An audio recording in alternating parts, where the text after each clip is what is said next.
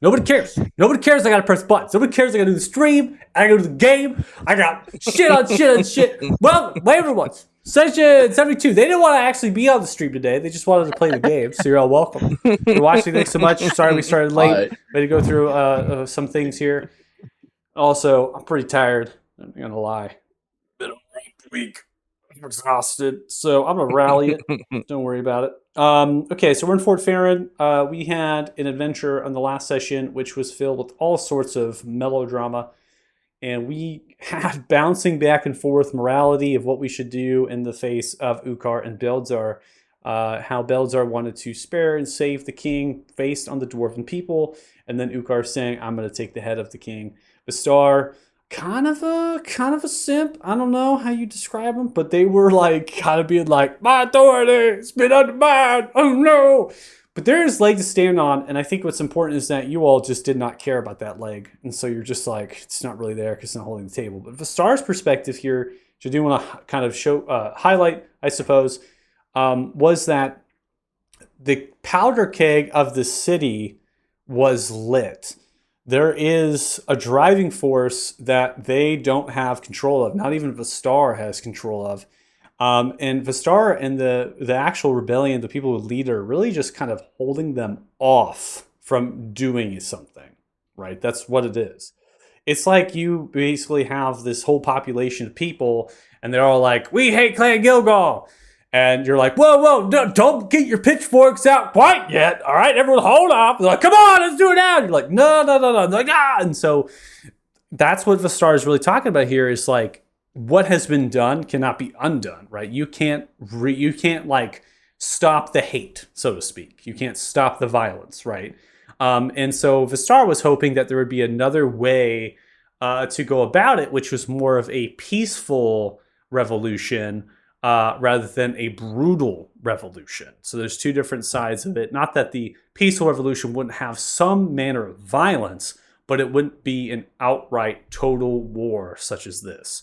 That's what Vistar was trying to put into words. But of course, Vistar had difficulty based on what had just happened. They're running through in their head what they should do.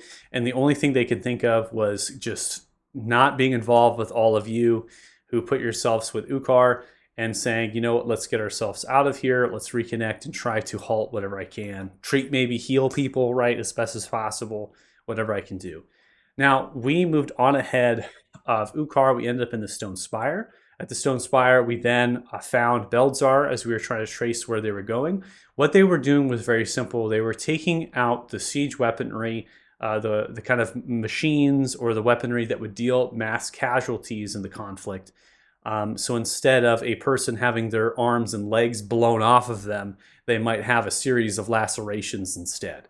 Let's be real, you can't put limbs back on a body, but you could definitely stitch up a wound, right? So that's kind of what Belzar was getting at there. And in addition, these weapons could potentially be used for other purposes and intents that Belzar did not want, which goes into what Clan Gilgal is doing anyways, as far as the gearing for war. So Belzar landed, right? Then we talk about this whole dilemma, this whole thing. We ended up choosing to allow Ukar to press forward ahead. And why that is, and why did Belzar flee and just fly away in a desperate manic state, was because there's hostages of House Gilgal. So moving on quickly, so hostages, not just the king's potentially like partner or like children, but also that of like council or like other noble figureheads, which dwarfs don't necessarily have like nobles, more like strong houses, right? And those leaders were taken captive. We had this idea of can we scry? Can we teleport? Can we get in to save the hostages? And a lot of things had to go right for that plan to work. And one of the things that was difficult was that we didn't know where the hostages were. If they were in Ravsha or if Clan Stonefist brought them down to Julinja. And was there, if you were in the Emerald City, one thing that Ukar said upon passing was that the Emerald City is heavily defended against magic and particularly psionics because of the creatures that actually move against them down there. They are the Grey Dwarfs are attuned to psychic sorts of items and magic, and it's because what they face down there. So if you attempted to go into the Emerald City, you would have difficulty potentially, getting out or moving about. Right? What is that's kind of where we come into play of, is it worth it? Right? Would getting the hostages be against Ukar? Right? Or is that something that we could do? And while we went through this, we kind of had that a little bit of a moment that goes, is it something that we need to do? Do we really want to make Ukar upset? Do we even care if we make him upset? Belzar, we don't want to get involved with the king. I think that really what it comes down to is that you all set your eyes on a picture that was more or less what you all wanted to get done and do. And getting in the way of a king that you don't know and like protecting them or even allowing them, it's like, it's just not gonna happen. It's not gonna work. Or any part of it. And class, it's your character. You were the one who actually drove a lot of this conversation because you really wanted Belzar to be with you guys, and Belzar was not going to willingly go with you if you were not going to stop. That's key. If you're not going to stop the king from being killed, that's the key. It's not that Belzar wouldn't be with you if you said, "Oh, let Ukar do what Ukar was doing." It was the fact that you did not come to protect the king and work in the defense of what was happening here. And that drove them into this whole thing of, do I even want to be a part of humanity, right? Craziness and all this war trauma. So that's boils down to. We teleported away. We came over here to Fort Farron. And we ran into someone in Lump and Stump. And you are like, how the hell did he find us? And my answer to that was, you all have visited and been in the Lump and Stump so many times. And there's a lot of rapport. And for any place for you all to teleport to and to exist in, it would most likely be the Lump and Stump. And seems as though Damodar has figured that out. Now, we also have to think about another character that we have experience with, Regmore. So we think about Regmore for a brief moment of this character, and we wonder if Regmore gave them the information about you all, where you like to be, and how that all goes down. Because when we think about it, Regmore seems to have some information and a little bit of a knowledge of all of you, and could be that they helped give some insight. Now, they didn't really get too far as the Lump and Stump in their travels with you all, but does not mean that Silverkin Spices doesn't have eyes and ears that perhaps are working for Damodar. The traitorous chef. The traitorous chef. It's like Ratatouille, man. What a traitor. Just kidding. Kitchen's He's getting been too controlling us all along. All He's the right. man in the hat. So we're finishing up here at the Lump and Stump. We ended with you all kind of getting to a point of a long rest situation here, simply because there's not much else to be done on this night. But if there is something that you wish to do, you can say. I think Costas, Lucas, you said you wanted to reach out to Belzar. Is there anybody else that wants to do anything for a long rest? I might just pass out at the table drinking so much. Don't even know if I'll make it to a room. Throwing it back. If like he it. passes out on the table, I will be putting a blanket over him. Oh. And I will be That's putting his so head to the nice. side so he doesn't vomit in his own mouth. doing it from experience. Yeah, making sure he doesn't drown in his own vomit and putting a blanket over him. Okay.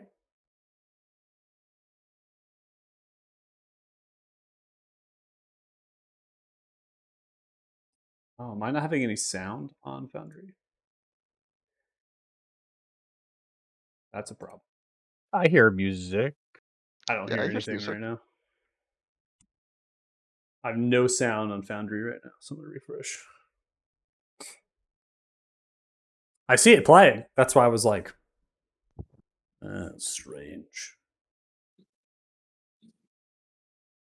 Do you have Google turned down in your volume mixer?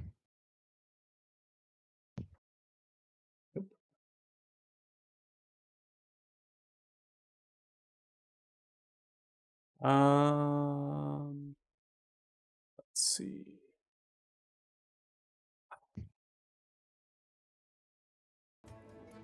Here we go. Okay, so on the stream you could hear it too. I couldn't hear it because my audio source was absolutely busted. Well, actually, I guess in the stream you wouldn't hear it, but I should be able to hear it now. It's Windows 11, my man. Changed my defaults, but I have it set. I had it set so the stream picks up my this, and so they were hearing it, but actual operating system wasn't getting to me. Okay, that's resolved. Okay, so Kit, drinking yourself to oblivion here. Costas, you begin to pull at your stone, pull it out in all of its glory now, formed into that beautiful shape, glows and sparkles as a frost billows, as well as silver scales form upon it ever so often. Are you attempting to do a telepathy? Yes. All right, go ahead and make an intelligence saving throw.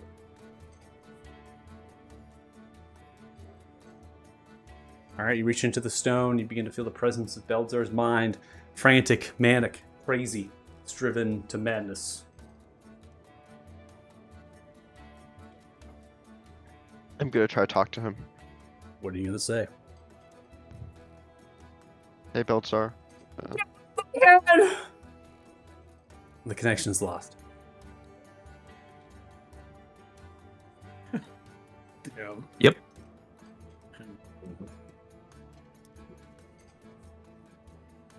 Okay.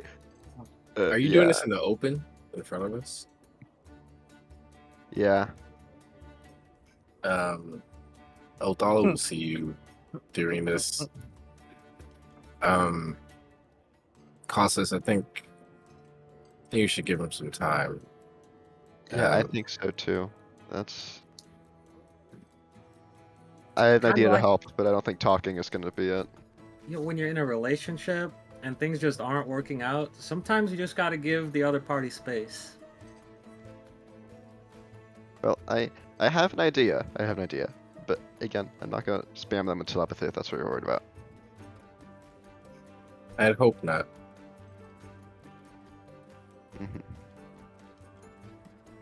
Okay. I look over at Kit to make sure he's not dying. Hey, Kit's still kicking him back with Joe over there. DJ. Start going with DJ.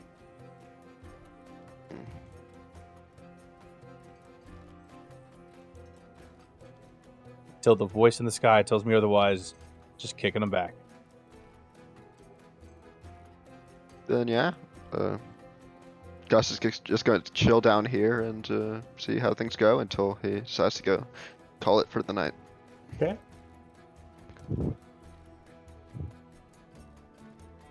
Well, to another adventure, another point in our story that we've lived from. Yeah. And yet another day that makes things even more complicated. I mean, just for once, I'd like things to be a little bit simpler. Well, I really think we should start getting like days without being grievously injured. Like like those like boards where you like add like a mark every time you survive another day. Just like grievous injuries though, because I mean survival is a bit of a low bar. I mean, get better at dodging is all I can say to you. I mean, I think my armor does the dodging for me. Well, see, that's the problem right there. The gear ain't always the answer.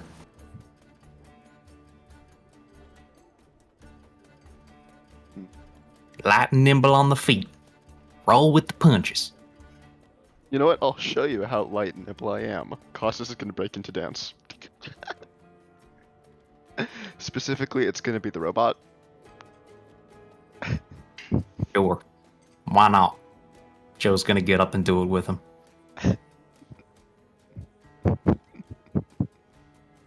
As you guys watch as I completely fail to do the robot on stream because I don't fucking know how.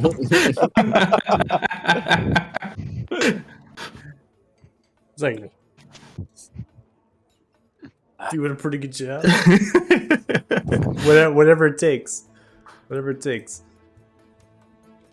I once had a trainer tell me, if you could dodge a sword, you can dodge anything. So maybe we should just practice throwing swords at each other to work on dodging.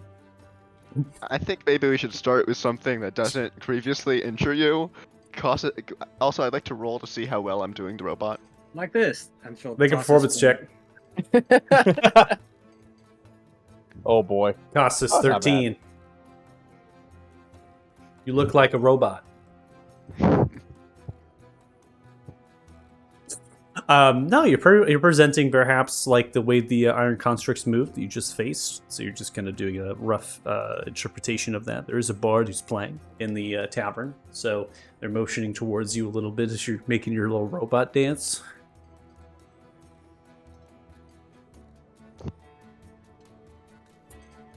Nice. So was there really a sword thrown just a second ago? There was a spoon thrown. A spoon? Or at me? No. There's just like point like after that, it's just like instead of a sword, how about we start small with a spoon? Like Go ahead and try me. I'm an expert at this. Roll attack, I guess. Oh, he's gonna hit me. Trust me. Okay, make an attack roll. might be like what? Dexterity, I guess, you know. Yeah, I mean it's an improvised weapon, so just be a dex check. Yeah. 23, damn! That's fucking Saboon. So not only did he probably hit me in the middle of the forehead with it. After the spoon hits me and is dropped to the ground, you see Kit move to the left real quick and then back. I told you, I'm an expert. Oh, I didn't realize we were practicing dodging the follow-up, not the actual initial attack. Ah, yeah, the old fake out. Yeah. What are you talking about? I can dodge a ball. Nothing can hit me. Okay, Kit, look at me. I'm gonna punch him. I'm gonna like feint a punch to the face at Kit. Ooh, Not gonna shit. actually hit him, but like just stop short. I'm not gonna actually hit him, but secretly I'm gonna hit him. Go ahead, make a strength check.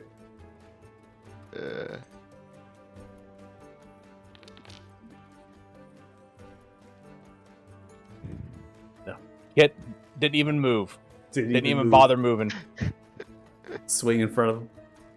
Can't land a hit. I said we need to dodge dangerous things, not children's toys. Well, how diggity. Oh my god.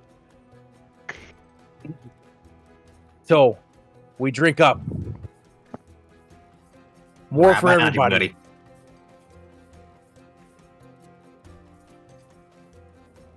Cheers. I don't Ross is actually just know who the dancing in group drinks or circles not. around all of you as you guys drink. Does Costas not drink? Yeah, he is sober. Okay. Wow. Now. Yeah, it's been. Oh, You've that's been on the wagon for a while now, huh? Oh. This part of the redemption arc? Uh-huh. Okay. Sure, let's go with that. Yeah, that's not to say that he used to be a fucking like bumbling drunk that like slammed a few chairs into walls. Oh, is that where the chairs in this tavern came from? Uh-huh. Okay. All right. I That's see. why they I like see. responded weird when they heard his name. Okay.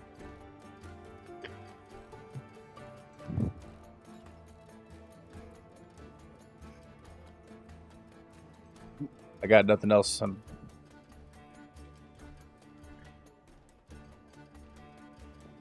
Nothing else? So, I'm gonna like dance up to Dirty Joe, and while dancing, I'm gonna say, "So, how you doing?"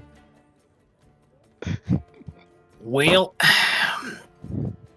let's just leave it at being better. I mean, you know, things have been rough recently. Like, I mean, maybe not now is not the time to talk about it, since you know, and, like he Yeah, gestures let's put a pin in that for a little bit. I'm gonna drink more, do your little robot shuffle, and then stumble upstairs when I get tired. How about that? Okay, yeah, sounds like a plan.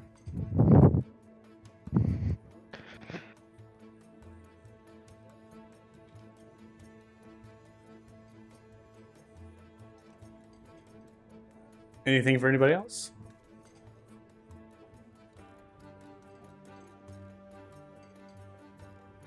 Okay.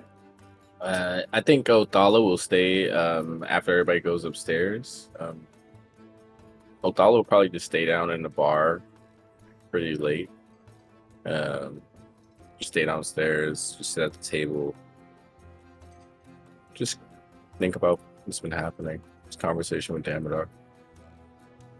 Have a quiet night. As much quiet from the group as he can. Okay.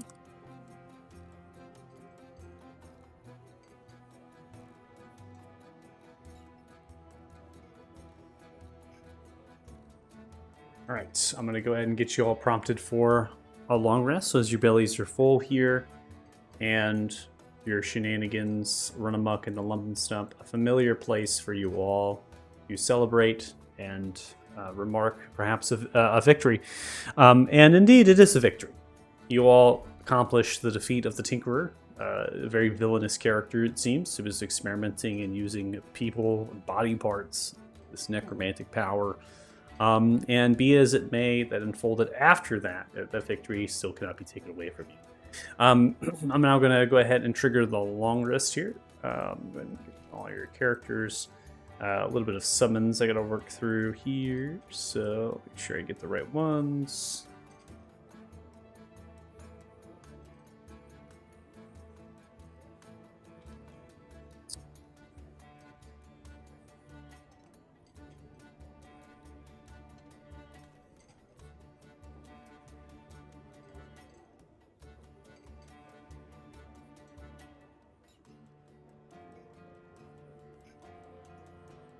All right.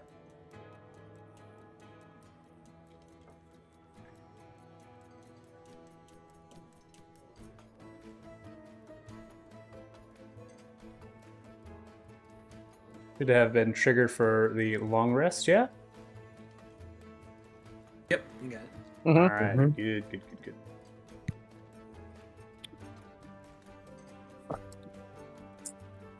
I am running through real fast some of these items. Make sure the effects are correct in these items.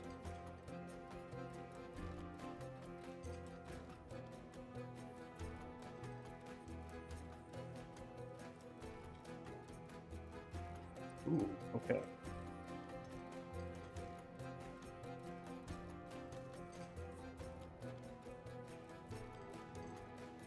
All right. So as you arise in the morning from your various places, the bard has concluded.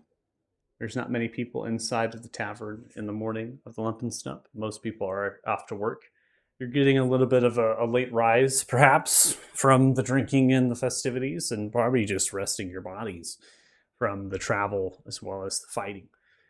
For the wizards, you've gained your spell slots back. You're ready to go for the day. The rest of you, perhaps sharpening your edges of the weaponry you have, or maybe maybe adjusting the armor if you have armor. And you begin to band yourselves together at the long table at the Lump and Stump. Yadir is there. Accompanies hot porridge for you, some spices, as well as dried fruits. And then ale in the rusted metallic tankards if you wish it, or perhaps water if you're not wanting to have ale or other beverage, of course. Yadir is more than welcome to oblige all of you. Now, as far as costing of all of this, we've already went through the price and payment already, so it's really just kind of a running of, if Yadir wants coin from y'all, they'll ask for it, or at least if you hand it over to them, they'll generously accept it, as Yadir always does. Like a true business owner, they seem to not know their prices ever, and they are just creating random amounts every time. And so, being folk heroes as you are, as well as regulars now, they are not even asking for payment for the food and the drink and the rooms unless you all request that. I'm gonna flip Yontir a platinum coin. See, I'm just exactly. Yeah, you're just gonna take it, look towards you. Yep. Thank you, Mom. That's why I like you out. I'm a rate. Y'all keep coming back now, yeah? Oh, you know we will. You know we will. Oh, all right now. And leaves y'all two at the table to discuss what you wish to do on this day. Yeah, by the way, I know we should mention this since we're kind of getting back to this part of the world. We never dealt with the assassin. Oh yeah, I forgot about them. Yeah, like before we were in Ismar, we were traveling through mountains and everything, but now we're back at our most regular tavern. We've been here for a day. Honestly, I have half a mind to cast Detect Poison on this food. No, man, if there's one thing or one place I wouldn't be worried about getting poisoned, it's here. You gotta remember, Yadier was he was a famous pirate back in the day. He knows his way around. He wouldn't let anybody poison his stashes. Okay. And at any rate, man, after everything we dealt with, some random bastard assassin trying to get us, I ain't even breaking a sweat over that. I'm just saying, be careful of what you eat. Well, no, that is generally good advice. Kit's already eaten his plate and is taking stuff off Costas's plate, putting it on his to continue eating. Costas moves his plate over towards Kit. We have a taste tester. Mm. Food's fine. Maybe a little salty. Make a con save. Fuck! Shit. I called it! I goddamn called it! The food's great. No problems at all. You're able to stomach it down and you feel nourished. Yadder's doing a lot better these days, but you, of course, get really know that. Probably some of the best food I've had on the road. Yeah, he's not bad. It's not bad. It's a nice little spot up in here. Now, you see Joe is going to take out Thea's teddy bear, set it at the table, just kind of stare at it for 10, 15 seconds, and brings up to the rest of the group. You know, guys, these last few weeks have been real tough. On me especially. Thea was a dear friend. And well, I know there's a lot of nuance and I don't really understand what in the hells is going on around here and what the right answers really are, what we're truly dealing with. We're learning little bits and pieces as we go along, but you might have noticed I've been kind of flying off the handle quick and just trying to shoot people in the face if I'm sure that they're the bad guys and I just don't want to put up with their shit no more. I mean, maybe that's not always the most wise course of action. So I don't know, I'll try to take it easy from now on if y'all want to kind of chat and diffuse the situations, man. I was just having it up to here with all these crazy wizards, and I wanted some blood. So I apologize if I was a little hasty.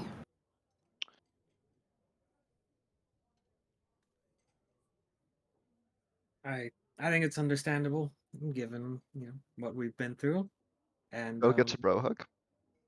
yeah. Sure, why not?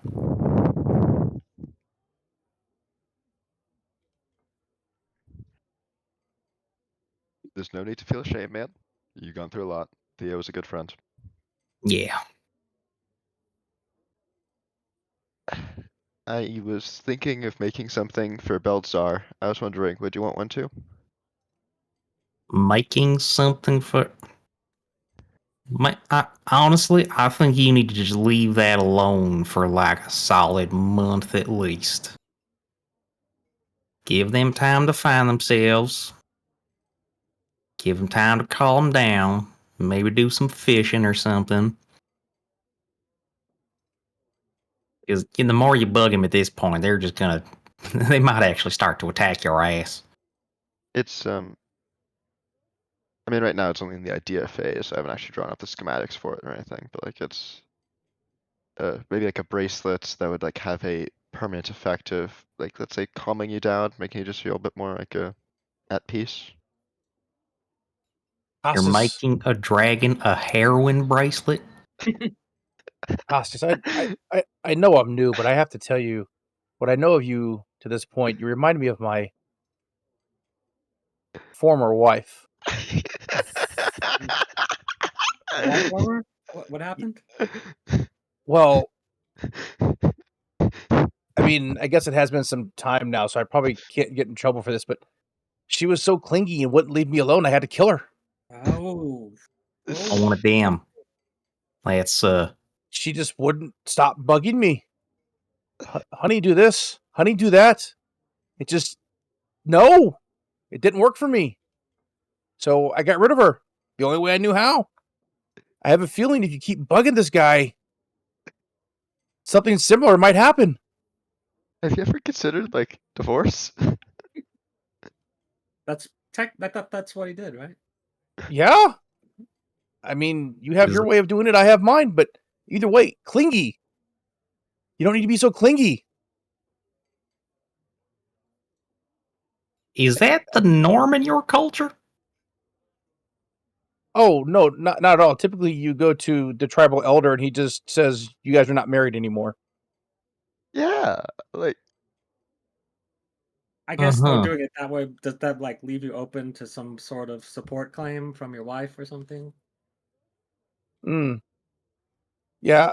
So it can, depending on your situation, but I'm flat ass broke, so she wouldn't have got anything anyway. But you know, I didn't want to leave it open in case I do get a job that pays well for her to come back later on and come to the tribal elder and try to get more out of me. I mean, I guess more than zero is still zero, but either way, I no longer have to worry about her. She's not clingy, and I can do what I want. I'm just saying, Costas, there's some learning points in there for you. uh, I don't think I want to learn anything from that. You just see Joe slowly sliding away. Yeah. Yeah, I think Yeah, there's yeah. some learning points for all of us in that. Yep. All right. Well, Kit just keeps eating. Also, Kit, more than 0 is definitely more than 0. Like, if you're talking about percentage of points, then it would be 0, but more than 0 could be 100. You can't trick Kit with your fancy math. 0 out of 0 is still 0. Well, Don't out of trick me. 0, you said more than. So, like, 1 or 2 or 20,000. Are you now insulting Kit's intelligence, saying he can't count? This is very advanced math, Kit. I don't wanna. You know what? Athala, help me out here. Nope, you dug yourself this grave. Yeah, I mean, I did enough accounting in my time back at the mill to know that was well, pretty much a hodgepodge of nonsense and rabble, as far as I could tell. What were you actually trying to say? I mean, he's treating more than as a percentage of, not of, I mean, a greater percentage of. You know what? It's just greater than could be like any number greater than 0. It doesn't have to be percentage wise. I don't know why they do percentage points in a divorce agreement. You know, I'm done. excellent. Yeah, ugh, okay, I'm going outside. Let me know when we're all heading out. Do we have a temple Now, to get to? now Kit is confused with what Costas is saying. Am I the Costas only casts one? confusion. Definitely not the only one. All Kit, right, we had when it somebody comes to go to see this morning. when it comes to Costas, think of the most simplest answer and just go with that. You'll be right 99% of the time. Mm. I'll have to start doing that because I'm major confused now, and I'm gonna be thinking about this the rest of the day.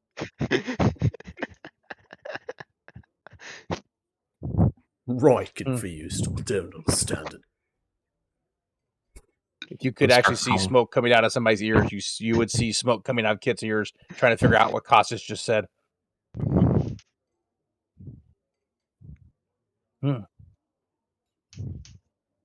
Well, Costas, how long To does the your library? Pegasus last, by the way? I already unsummoned it when like Yamadar took it, but it lasts forever. oh, that's right. He stole your horse. Yamadar stole that Yeah, shit. I let Damodar take it, gave him like 10 seconds to like get a height off the ground, then unsummoned it. Mm-hmm. But no, yeah, until I unsummon it, like I send it back, or it like dies or something, it's here. Okay. That's why I was stabling it. Cool. You gonna resummon it? Let's do a griffin this time. We're going into a library. It can stay outside. You're summoning this thing back from the celestial plane or whatever it's from just to have it sit in a dirt yard? Yes. I mean, we also have that one with the Pegasus. I'm sure the Griffin will be much better. Don't worry. Hey, so you summon a griffin? Mhm. Okay. Walk outside. You take some time and prepare. As you grow from the celestial rune, even tracing it with divine light, the griffin begins to arise. So outwards.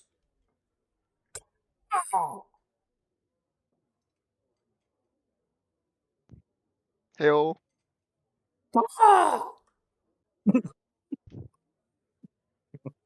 You got a name? Slowly begins to walk towards you and looks directly at you.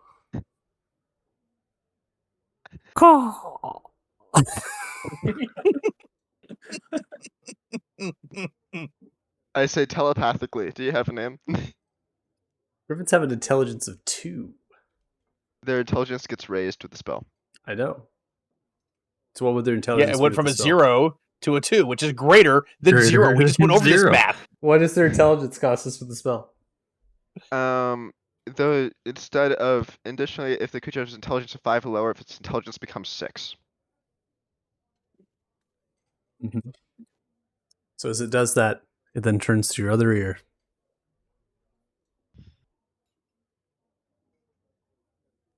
Not supposed to say. I'm a griffin. Oh! Oh my god. It's like Dobby.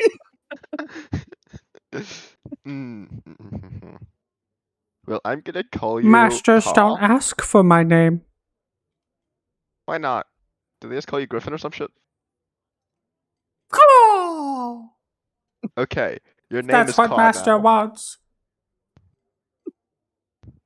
Your name is Caw, or at least I'm calling you Caw. Oh. Okay, Caw, come on, we're going. Follows you.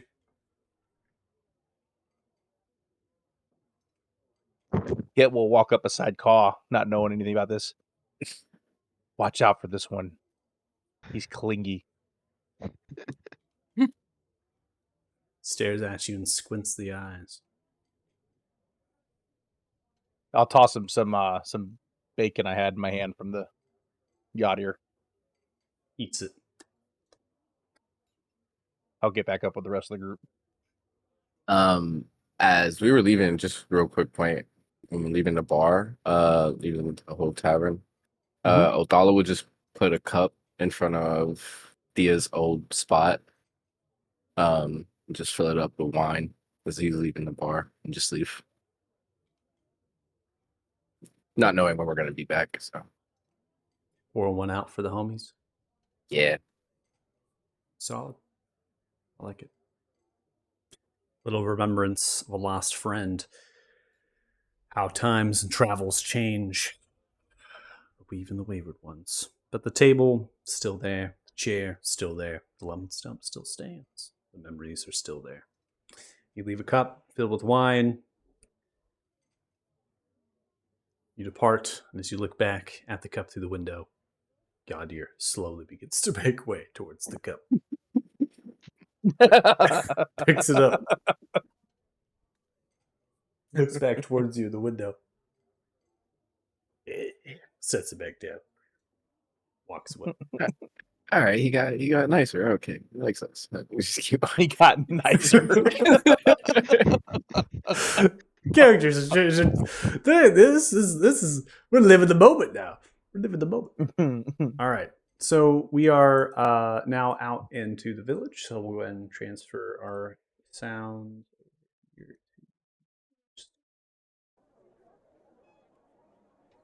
Making our way in the town. Now, where are we heading to town?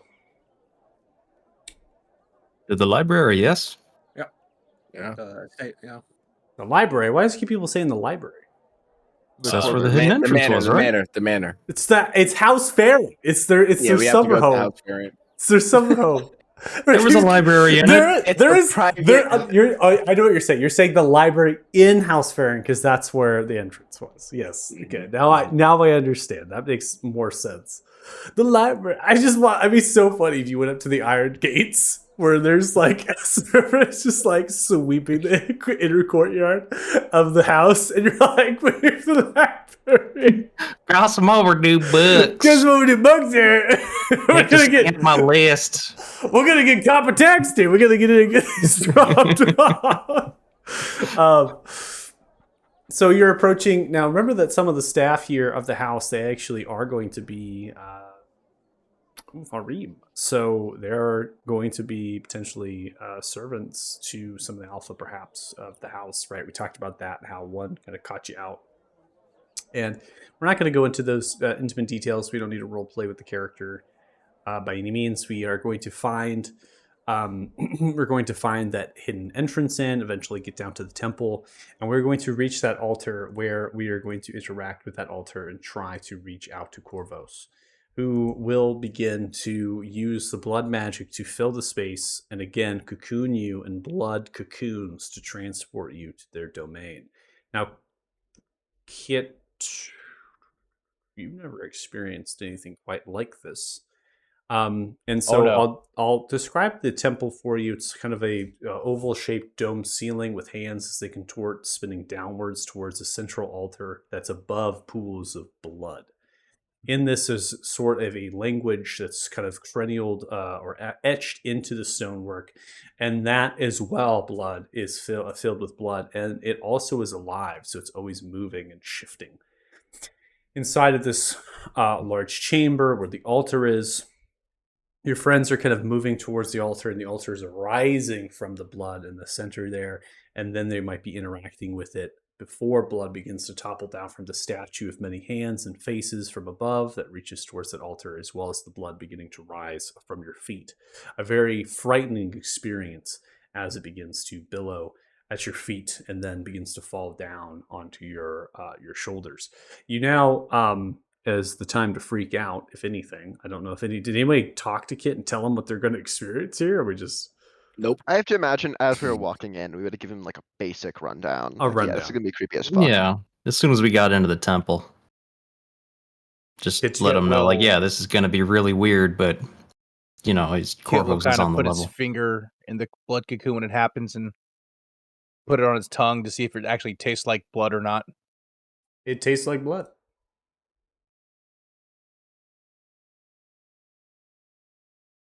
What have you gotten me into here? I know it's a bit weird, but believe me, man, we met this guy before. Corvos is actually a pretty cool guy. He's the Fey god of blood. He is at core at all the interactions of the bodies of everything that's alive. He helped build this place. I mean, he's a little bit spooky at first, but you know, think about You how trust much this- drier things would be if we all didn't have blood. You trust this, Corvos? Strangely enough, yeah. I didn't at first, just because, yeah, I was as freaked out as you are now, but he's proven to be on the level. I think He's a nice trust is enough guy. probably a strong word. We don't distrust him, but trust him. He has something to offer us, and we're here to cash in.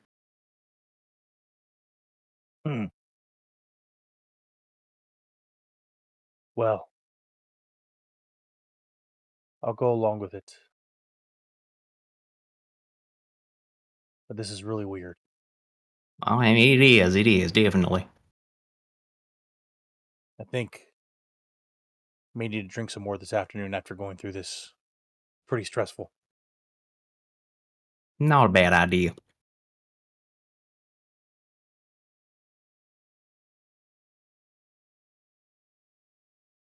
On the inside, Kit is freaking the fuck out. But he refuses, his warrior mentality refuses to show it. So the blood begins to cocoon you, and it is going to try to enter into your lungs. It is essentially a cocoon of blood, as well as you're swimming in blood. So it's kind of coagulating and moving around you as it fills around you. And then you begin to choke on that blood, not having any sort of space to be able to breathe. There's no air here. And as it begins to flood in, your vision goes black, and you begin to arise elsewhere.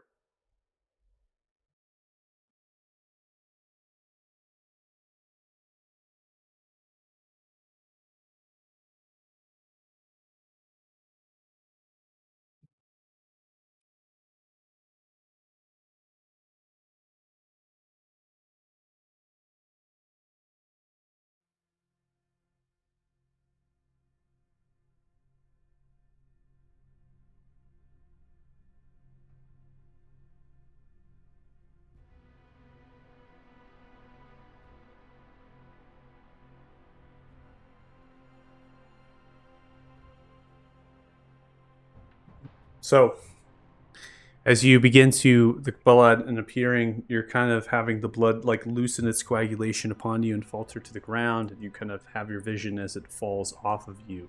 You're on spongy flesh of these pads of membranes and tendons and sinew that are like floating on a sea of blood. It is blood far as your eyes can reach. It stretches into endlessness. There are 4 statues here that extend outwards. They're like fountains of blood. They have sorts of these accents of bevels and things to allow the blood to falter and fill all the way down into it. It's constantly. And at the center point, there is as well a siphoning of blood. And then Corvos begins to appear as they begin to billow from that siphon of blood. And as they do so, this looks like this light animation got kind of messed up. Let's see if I can tone it down just slightly here. It almost looks like a Pokeball. You're absolutely correct. This does actually look like a Pokeball. How to catch Surprised. 'em all, Nice, that's Corvus. How to catch 'em all, Corvus. So Corvus is going to come in from the siphon there as they're kind of plunged outwards from the blood. They are a very interesting creature here in the way that they are like a wild beast with the greenish tinge of the skin that's pale. They have a contorted neck outwards with beast fang teeth, and then ears that flop and fill with outwards and kind of extend, and then they kind of round a little bit down, and they have accents of scales and bestial features about them, and they wear bone, tendon, and sinew of a gown that kind of rolls over them. They have a staff, a curved and rotten staff that has an animal skull, and they twist it together to a pile of vile feathers mock around it with tiny sinews of tendon and rot. And they hold this staff like a cane as they kind of grip it from the siphon. They're kind of extending themselves constantly in the blood as it's whirling. Hunchback to it. They also have wings, by the way. They kind of unfold, leathery reptilian, like wings that are slightly merged to that of an insect.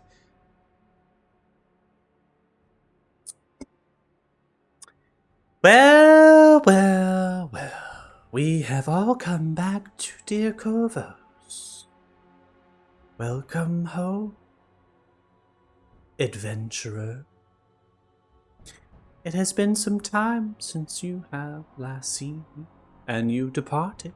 But alas, the time has been fruitful, it seems. That you have conquered something or someone, and you have met your bargain. Hey, thanks for letting us back in your home there, man. You are As you mentioned, yep, it's a deal good and done. wonderful, dear Corvus. We'll give you what you seek, but first, you may have questions from what you faced. Questions that Corvus can answer for you now that you have faced the danger that lurks below.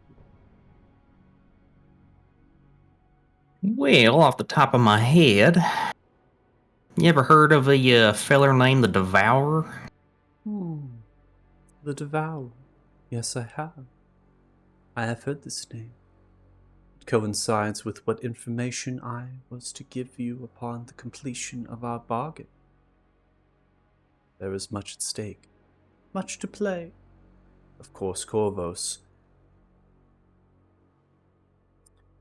does not wish to play the game any longer, as we discussed earlier. And you have someone new! Who is this? Who is that? You tell. You're muted. My name is Kit. It. Unremarkable. I can say the same for you. I was expecting more. I wasn't quite finished yet. Quick to speak before the compliment is given. The blood swells in your muscles, and many of your appendages. Corvus likes this. Strength, brutality, blood.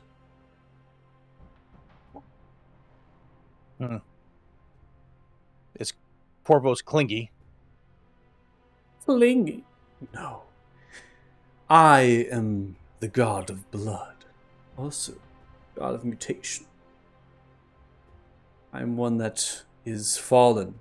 Not only lesser am I a deity, but I have fallen from the good graces of the Feywild, and now I am here, within this little parcel of a domain I call home. A world between worlds, I suppose. Hidden, lost away to the likes of you, unless I permit you. I take no involvement in my creatures or those who would worship me. I am a god that believes that you all can make your own path. Carve it yourself. You don't need my help. Mutation requires an idle hand and observant eyes.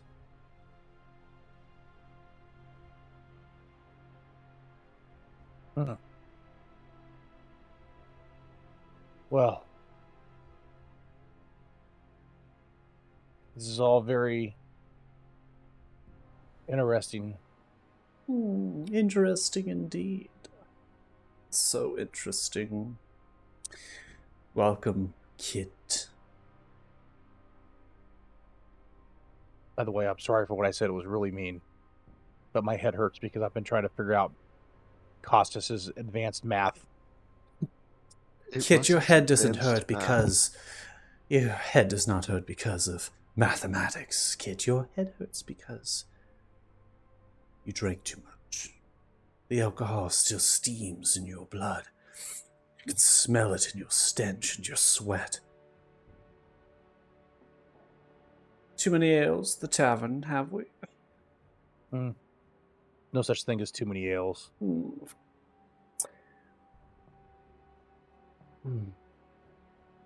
Corvus, how's your week been?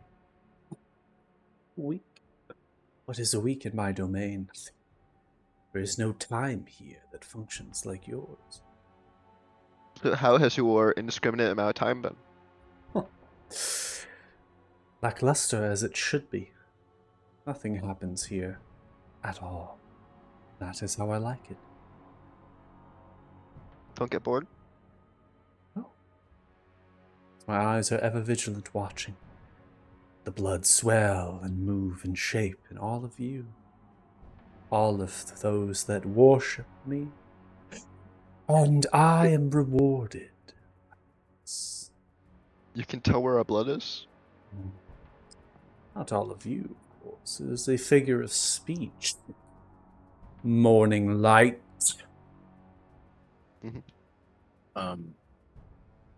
To go back into that, this domain is outside of time. It is a parcel that links itself to the prime material, but alas, it is here nor there.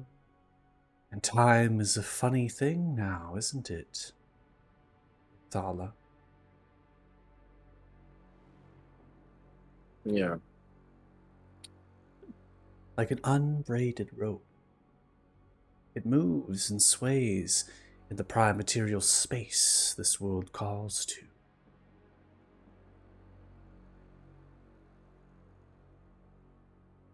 Are we done with our questions? Or shall I begin? You might have more, but yeah, maybe you should begin. Thought you'd never ask. Eager, are we?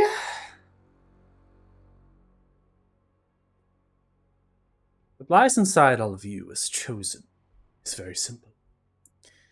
You have a fractal of a god in you, the deity of order, deity of time, the creator of such time. Time. One braid strand time that moves through space and your reality.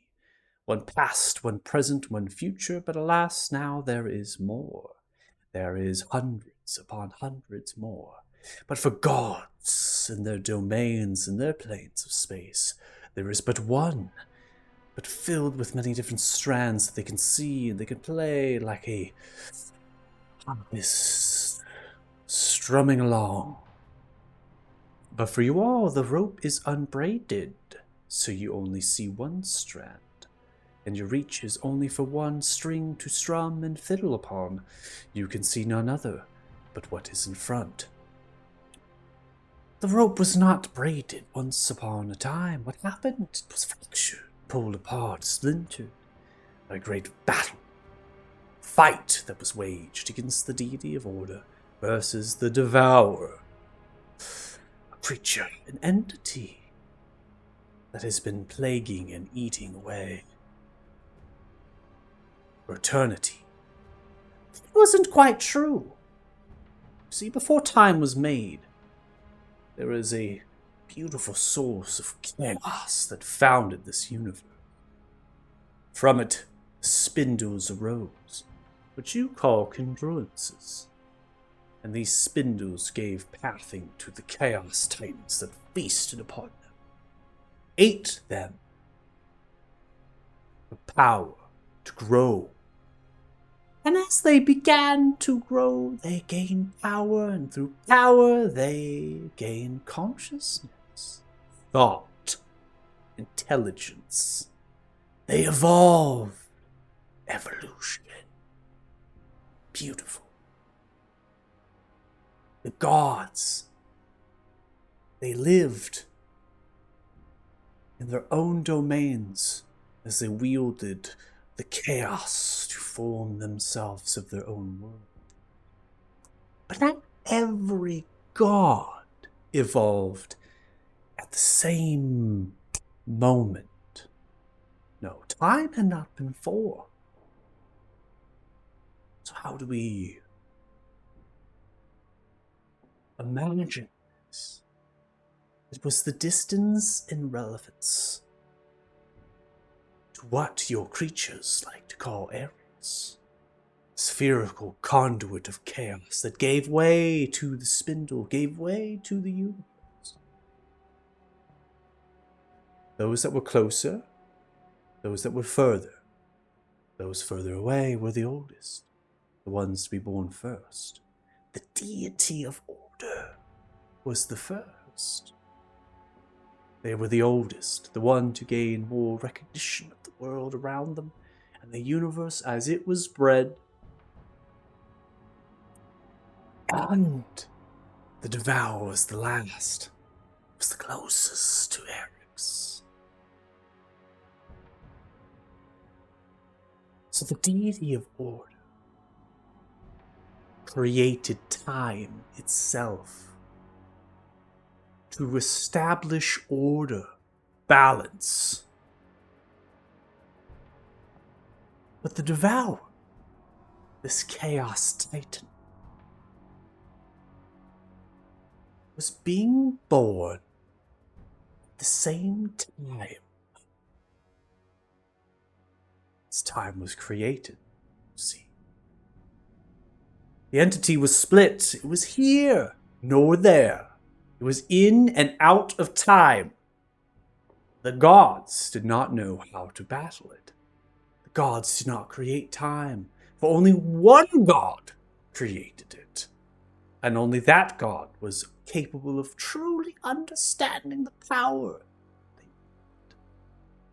And all they did is they used their gifts, their power, to place the elemental planes of existence, which was none other than Eric's at the time, outside of the time that they had created.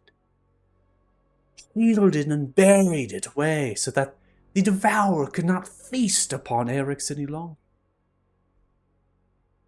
What is trapped around does not stop to grow. The spindle continues to wield itself away from Eric's, and that gave birth to new life. Elementals and their planes of existence. And it is why those elementals seemingly have so much vast knowledge and resources. For Eric's calls to them, taps into it. They can, and they also can see into the past, present, and future from the outside scope of their existence. And they do this because the spindle still exists everywhere. Those that were not feasted upon were fractured and lost as relics to time. And they interconnected planes of existence to the various worlds that we live upon. And such, the elemental planes were still within reach to the Devourer through congruences, through the spindle itself, space. But it was weak. It was a mere babe, runt of the litter. It needed more, feasting the eternal hunger. Corvos is lucky. Corvos is one god, pantheon, that you mortals worship. Used to be thousands. It is not any longer. Why is that? Because the Devourer consumed them.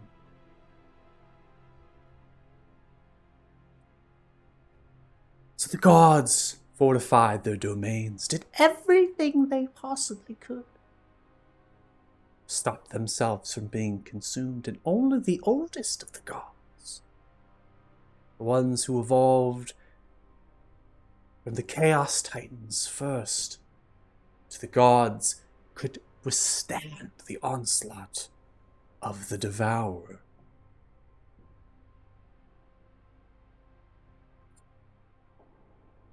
It was a battle between the deity of order and time versus the Devourer that fractured it, fractured time.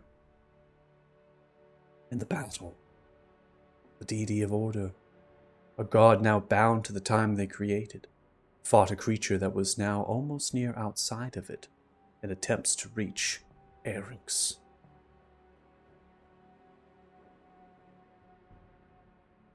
Cataclysmic loss, echoes and waves shocked the universe in that battle. And it fractured the rope,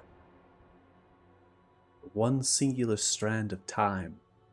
It unbraided it. This is what I leave you with. What happened to the god of order? What happened to the deity of time? They were no longer there. And the Devourer was not to be heard or seen of again. The battle was lost by both. Perhaps we are the victors of that battle. But then there's all of you. Does that paint into the picture? Why do you carry the fractal of this god? Why is it within each of you? Drives you. The many times that are written amongst you mortal fleshlings. The chosen come up again and again and again to restore some order amidst the balance. Amidst the chaos to restore the balance. Yada, yada, yada. Keep going, keep going. It's endless. It's eternal. Never ends. Never changes. I hate it. needs to evolve. That's what Corvos wishes. Corvos can't get everything they want. Corvos wanted to destroy the congruences, to leave gods as gods and mortals as mortals. This is why they were cast out. I even sacrificed my power so you mortals in your prime material world can live in harmony without being consumed by all of the chaos that was instilled into it by gods that would fracture all of our realities. I sacrificed so much for you all. I did it out of the kindness of my heart. As it swells in me. So I leave this with you. You must find why it was Marcello. A mentor figure, always in these tales. Always there to band you chosen together. Why is it Marcello is that one?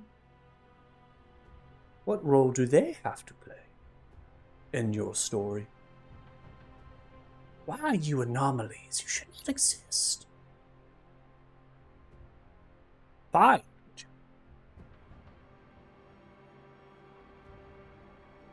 If they are not lost, receive your answer.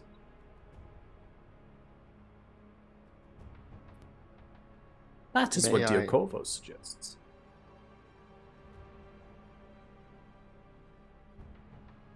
All right, so real quick, just so I got all this right. So you had the first dirt, which was all the chaos dirt from Eric's, and then the first taters was the chaos titans, and they turned into the first gods, and then the first chaos titan tater / god was the guy who made time. And then from there, the elemental planes were made, and then the prime elementals sprung out of those kind of tater dirts. But then the very last god was the devourer, the hungriest son bitch of them all. He just tried to eat everybody. And then they had that big old fight, and then Time Tater died, and that's about it. That's pretty good. Yeah, I mean you're pretty much on point. So I'll go out of character for this so that we all understand it in not the Dirty Joe sense, I suppose. So Eric's is what is referred to as the epicenter of chaos. It is the epicenter of everything. It's what basically created the universe, and that is what we already know as a party. We've already heard that term before. We understand that this is some sort of spherical thing of chaos, and it grows and has power. They're giving a name what's referred to as the spindle. The spindle is described as the tendrils of Eric's. Basically, imagine a sun giving off a solar flare. That's what that solar flare would be the spindle. Right? So it's shooting out of it, and it's creating a pathing as it kind of extends out. Now, from the spindle, so basically from that reality it was created from the chaos that swooped outwards, a chaos titan was born. And that chaos titan, when it was born, it feasted on its own creation, basically started to devour the very spindle that created it. And so then it was able to exist in independency away from Eric's, in an emptiness and voidness of space. And as it began to do that, it realized it needed to have a home. It needed to have a space. So it created a domain, created planes of existence, right? And it started to realize cognitive thought, development, right? AI, whatever you want to phrase it, machine learning, right? Started to realize that as I do this, I'm gaining more power as I feast on more, and I do this and I do that, and I'm having a home, having a place, and they started to evolve. Like all creations, they evolve. It's just life. What is interesting is what Corvos just said, is that the deity of order and time actually sent Eric's and placed it, or at least kept it away from when he created time. Right? So the deity of order and time, when they created time, they kept Eric's out of it. And they did that on purpose because of the devourer. Because they did not want the devourer, and maybe the other gods, to have endless, unlimited power. They felt like it needed, potentially here they needed a level playing field across the board now. Taking your fill, we have enough. Now life and order will continue here with this, and we will exchange and stuff and all of that, right? But when they did that, evolution doesn't stop. Eryx is going to continue to form spindles, is going to continue to flare out, and is going to continue to have it is going to be that epicenter of unlimited, endless chaos. So the barriers, they might have kept the devourer away from feasting upon it, but they also had a consequence. They also allowed the prime elementals and their planes of existence to be born. It's a fact, though, the prime elementals are chaos titans. They're just a different breed. And they have something that the world planes of existence, everybody else does not have. They have the ability of unlimited power in their planes of existence. So there was a history. We talk about dragons mutating, right? We talk about the stones, how they were created and how they were made. We had already conversations of in elemental insurgents, like there's elemental congruences, right? So why can't prime elementals, why can they not exist here? Why can't elementals exist here? Why we haven't seen them except for these like myrmidons, like these basically conjurations, right? Rather than full-on elementals. And in the texts, they always kept two congruences. And it's because they need the power from their planes. They can't actually leave away from the congruence and the changes it brings from their own home planes because they are strongly connected. They have not achieved that level of independency from a chaos titan to a god.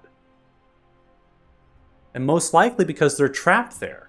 Remember we talked about gods being created, chaos titans, two gods? How'd that happen? It was because they were allowed to leave and they had freedom to do it. They were forced to evolve and they were forced to change. Whereas the elementals don't have to. They have this constantly and they're trapped there. They just continue to live endlessly through their cycles. There's also this function of them being outside of time. So how does that work in relation to your own? Do they have their own time now that they formed? Or are they just living thousands upon thousands upon thousands of years in comparison to you? So that's pretty crazy. Just a completely different dimension at that stage. So that's what we're getting at. And then you have a battle, right? The Devourer gets too powerful, is almost on the verge potentially of getting towards Eryx, being further and further outside of time with this power as they diverge themselves. And they have a battle. And that fractures time. That creates the timelines, creates all of these paths. And as Corvos is using a metaphor, and it's what I use in the writing, which helps a lot of players, is that time was a single strand of a rope that extends all the way through, from north to south in axis, through the Celestials, through the Prime Material, through the Twins, right through towards the Infernals. And now the center point of where the Twins and the Prime Material point are all unbraided. That rope is now just a multitude of strands. And they split off from one of the same. So they're all very similar, but they've changed at some point.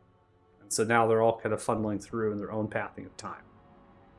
But the gods seem to see all. Why do they see all? Because the rope is still braided in their space. So they play it like a harp. And this is actually, what's funny is when I wrote this, I didn't realize when I watched the Loki show. You've seen that Loki show, it's actually super similar in that way. I guess it's kind of inspired anyways because it exists in comics, so maybe I read it as a kid. But still, it's kind of the same in that way as those strands move through. And they get to play them like a fiddle. I would like okay. to say something to the rest of the group over the telepathic link. Wasn't Jeffrey the last Chaos Titan? Yep. Okay, Oh, I just asked shit. Corvos some stuff. Hey Corvos, gold buddy old pal. Yeah. So you know those seeds that Jeffrey, the old one, is giving out? Ooh. Do tell. I was wondering, would you happen to know what those are? Dear Corvos has no idea of this Jeffrey. nor do I understand some seeds. Corvos, allow me to maybe enlighten you because it seems like you've let your eyes stare on one place for so long you've forgotten to look elsewhere. We recently encountered a being that referred to themselves as the Old One, who claimed that they were the last Chaos Titan. So either you're lying about the Devourer and the Deity of Order never being heard of again, they're lying about them being the last Chaos Titan, or they're, or well, Or they're the devourer the entire time. Evolution is an exciting thing. Dear Corvos does not lie to you. I have proven that to you. I do not lie. It's not in my nature. I tell the truth, bloodied and brutal, vile if it is, or as tranquil and peaceful as a little rabbit. I give it to you, nonetheless. I would suggest a conversation to be had with this Jeffrey. But I suppose that you will get none other than what Jeffrey wishes to tell you. Scripted of what it means. But as I said, evolution. It is endless and eternal. Life itself is bound to it. We change all the time. And perhaps this Jeffrey is, well, maybe they aren't. Maybe they are. Maybe they're both. Maybe there's 2 of them, 3 of them, 4 of them, 5. I do not know. But the seeds have something to play. Did this Jeffrey tell you what to do with these seeds? He told us to plant them. Joe's gonna walk up, take a seed out of his bag, hold it up to Corvos. Here, does this thing smell funny to you?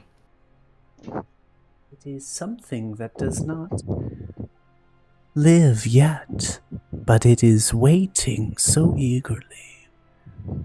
There is lots of power that pulsates through this. You would be mindful. The bargains are struck with many clauses.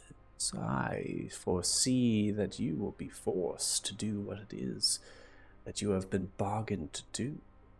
Out. Choice. You've dug yourself perhaps a grave. Maybe. Maybe not. Corvos doesn't know. I'm not all. That would be wary. That seed wants to go home.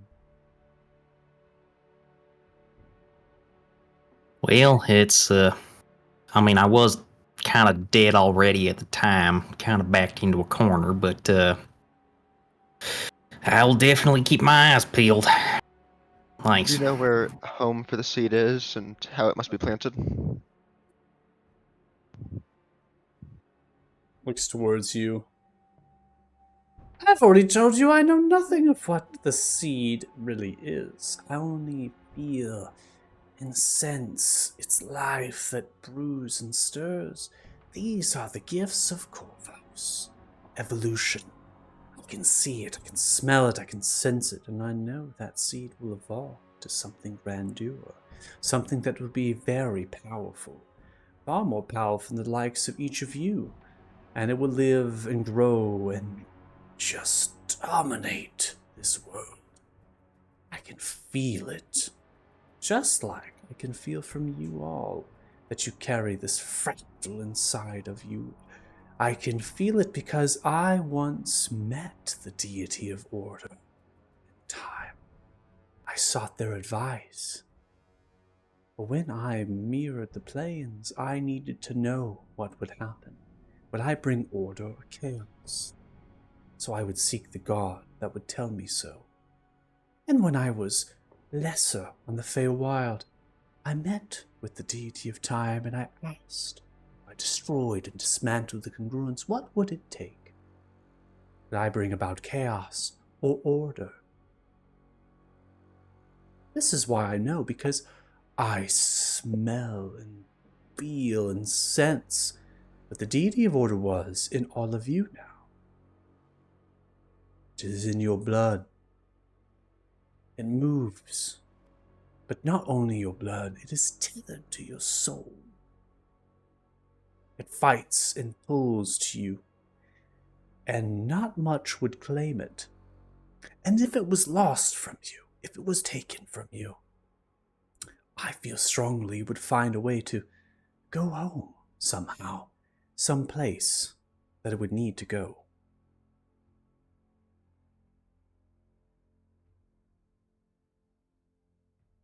I would be wary. If the tales tell that the Devourer is truly what it is, and you believe Jeffrey to be so, and the seed is of this Jeffrey, if you refuse to plant the seed, it might very well be devoured. Gone. Not just gone in the sense that you rot into the ground and you are transformed into something miraculous and your soul drifts off into the afterlife of bountiful bliss. No. I fear you will cease to exist at all.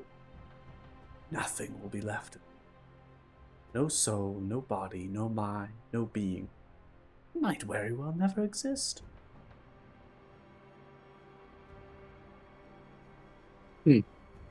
How many seeds did you have? A few. Well, luck then. As the god of mutation, Corvus, this battle between the Devourer and the God of Order. Usually, when Titans battle, one consumes another, absorbs their power. If two are to lose, or the battle ends in no Chaos Titan consuming one another, there be a possibility of mutation to become something different, aka this old one. It is possible. Anything is possible with evolution and mutation, unlikely as it may seem. We tend to converge into everything that we wish to be. Why Chaos Titans became gods is very simple. They needed to find some semblance of self. So they converged into the evolution of gods, but I, Corvus, am very much different than the deity of order, you see. I'm very much different than other gods, yes? So we have our convergent evolution of what we are, but we are much different than all the other gods. Corvus likes to believe that they are sensual, tuned to the mortal, and void of influence upon you. No other god can truly say that. And I have been this way since I birthed knowledge and consciousness. Very faint memories of my life. I remember the hunger driven away by the need to do more. Power that I had.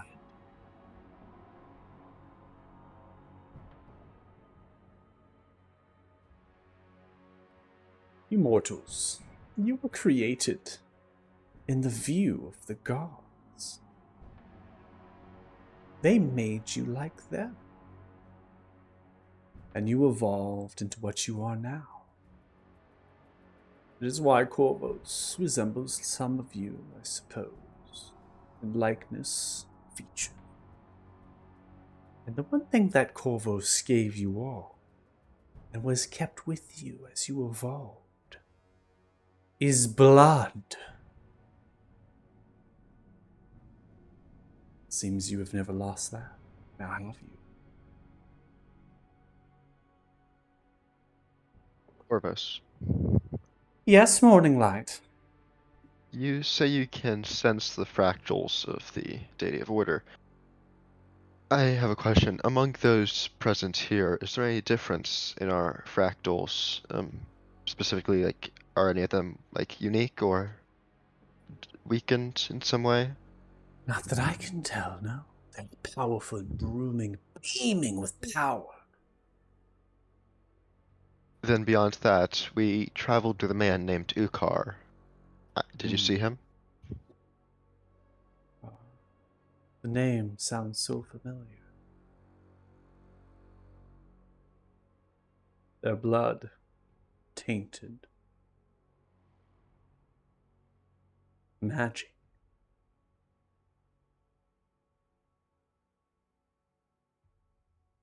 You must understand something. My senses of you all, to smell from you and feel from you, requires a connection. We have built that connection in some time. We are familiar with one another. I am not so familiar with this Ukar, but I have seen it in some of those most loyal to me. I cannot see it from you all. You are shrouded, remember?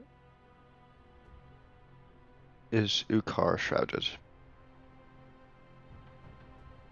Indeed. Morning light, indeed. Okay.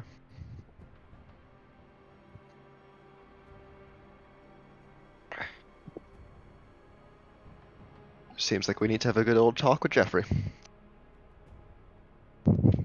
You may suppose, maybe not. As one would say, as you mortals, perhaps it's best not to stir the beehive. The nest.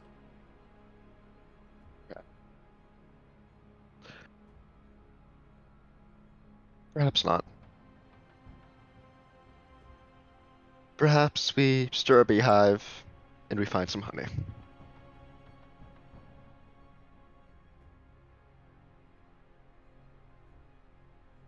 Provost will not influence you either way. I only tell you what I know. Your decision is yours. What else can Corvos offer you? I might wonder. I may wonder. I may wonder.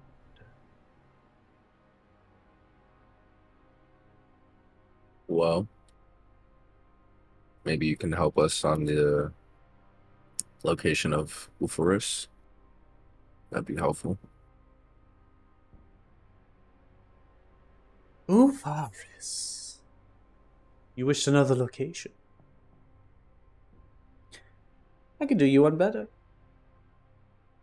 I'll take you there. If you want.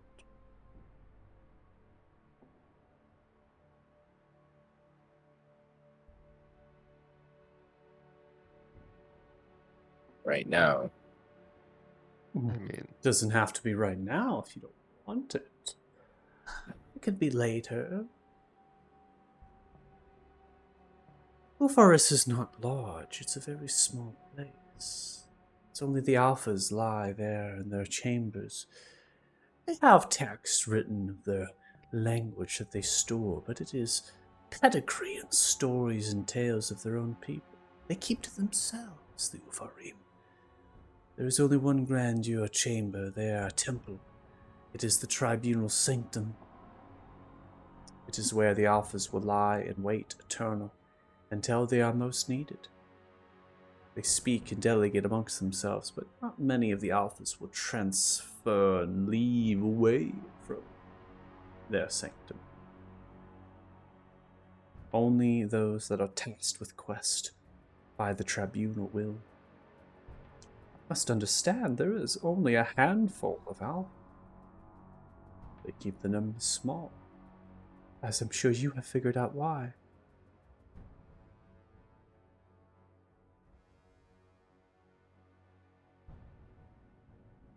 Yeah, we're seeking alliance. We've met with Alden.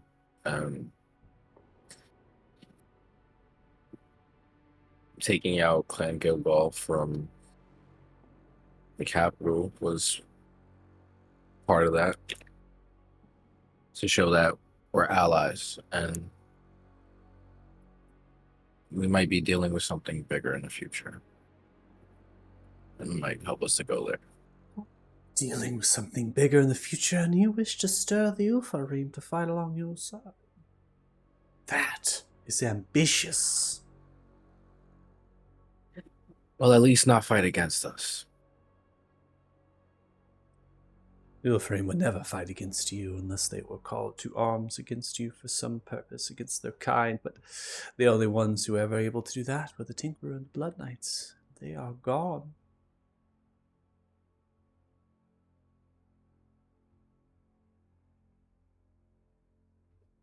The Velkin. They might pose a challenge to the Ufarim, but the Velkin do not regard them as evil monstrosities that need to be riddled from the world. They only move against the rogues, Throgar,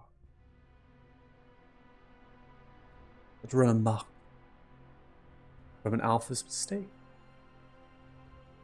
Life is messy. Do your best. Speak to them at a point of strength. Extend your chest. Swell those muscles. Speak. Boisterous. They will listen to you if you are to instill order.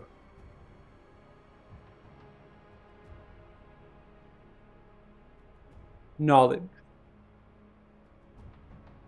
Plan. They will need to know what they are going to do. They will need to know what they need to do. Perhaps it's best to wait, perhaps not, until you know what it is you want to do. Don't know. I give you advice. You make the decision. I will be your vessel to transport you to the sanctum. Best for all involved. Or I will give you the path that you seek. Sees the motion on the pads of blood, and on the pads begin to transform into a map as the bones and sinew and tendons begin to rise in geographical shapes like a topographic map. Curling with the long fingernails, 4 inches long, they're twirling, changing the pads to the map that you see of the region of Eastbourne. What is it you prefer? What is it you want? I mean, you did raise an excellent point that we'd best be going with an actual plan and a goal that we want help with. And as far as I know, we don't really have that. Well, they already helped us out a lot, and it was more just like trying to secure good tidings unless we needed to, in case we need to team up again or something. We'd kind of be wasting their time right now if we saw them now, right, guys? How about we just keep it on the table for now and get to it later if needed? Ah, wonderful. He sees the map shimmies down and forms on the flat pads as the topographic map is gone. Is there anything else you need from me? You have all these fractures. Is there a way to restore them? I don't know if you want that. You see, they're calling something. They want to go somewhere. And they're bound to your soul, congealed like a glue. It would require great power, power of a god to separate it. But what would happen with the fractal when it is separated? Why? Where would it go? Would you go along with it? Your soul void and lost. The memories of that. Perhaps what is you is the fractal. Maybe your soul is bound to it, because it is you.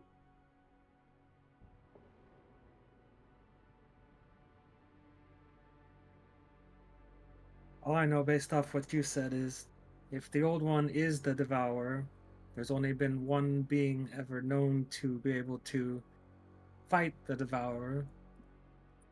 And well, currently, that being is split into a bunch of different pieces. And reforming that power, what would it yield for all of humanity? Sacrifice. All of you, I suppose.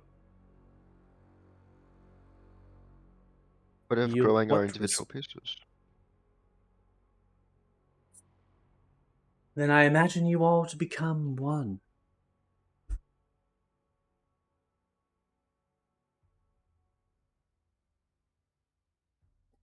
You know something, guys? Do we? Okay, so I think now finally we got a clear picture of, well, the history of what's gone on in the world and why things are the way they are. Correct me if I'm wrong, but we still don't really know the motivations of this Jeffrey or what they're trying to do. Are they still just trying to eat everything? And we know the prime elementals are hungry and they kind of want to take everything over that they can. We suss that out just by talking to them through the stones. Yeah, I don't that's know. why. Now I'm just even more confused. Like, what's the Devourer actually trying to do if he's still the Devourer? The God of Order's deadening us. Do we actually want to bring him back? Would that solve anything? What in the hell is Damodar actually up to in all this? Trying to defy the paths of the God of Order, I guess?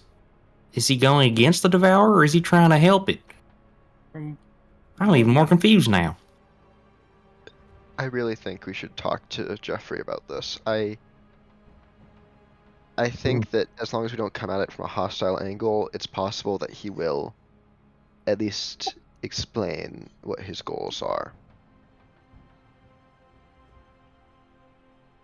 Maybe. Or it could just be lying, trying to, sprout all these seeds that'll eventually take over and, I don't know, maybe open up the congruences further. Let the domains outside of time try to take over the domains in time. I don't know. Oh!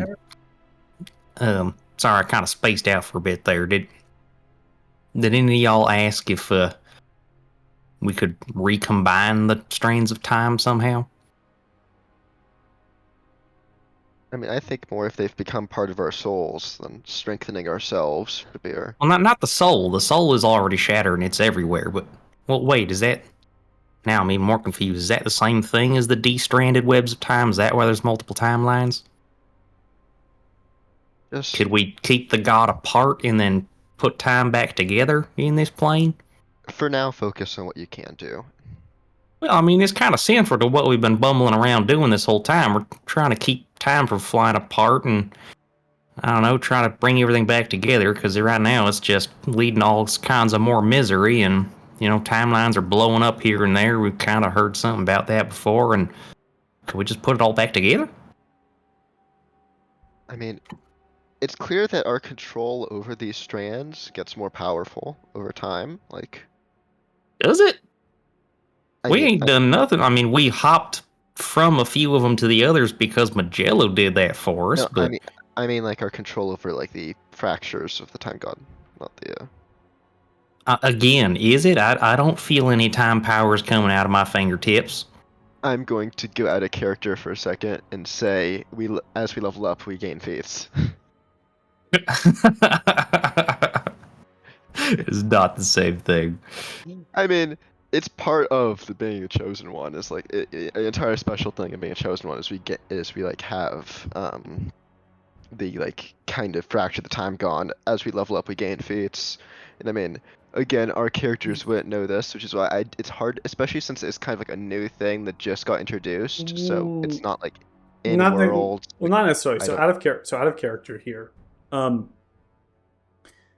We go back to your ability scores, how you roll them. So you already are like superhuman in a way with your scores. You've always been, as you've developed and grown, excelled at everything in comparison to your peers. You've always done things better than your peers in the talents that you pursue, right? So that's already something your characters know, and it's something that we've had since session 1, right? Of those ability scores. Now, as far as the feature is concerned, we already have some of the implications of the features themselves, like the divination shroud, right? Gods actually talking to you. Like, you talk to the people around, the people are like, you talk to the sun tree? You talk to the sun god? Like, the people are freaking out. They're like, how is that happening? Like, that's what I'm saying, is that we've already kind of had those and have just created the features to place in. The only other thing that we've added is that you have more attunement slots, and then you have just basic feat choices, but that's just more of a general thing of your powers increasing as you level up. And that's not really what we're talking about here. We're talking about the fact that Corvus is saying that the fractal that is inside you is literally glued to your soul. It very well may be your soul that is the fractal. No, That's what Corvus is getting at, and he's saying is that it's powerful, it's growing, right, as you go, like it's constantly, you know, and stuff. Now you said, right, Lucas, you were like, oh well, can we bond? Can we bring the fractal together? If we go together, and so Corvus goes, if you do that, then you will lose yourself. Your memories are tied to your soul in Dungeons and Dragons. It's tied in all canonical lore with associated with the game. Is that when you go and you die, your afterlife, right? Your soul goes and transfers to some sort of other plane of existence, right? Other domain, wherever, God, right, whatever.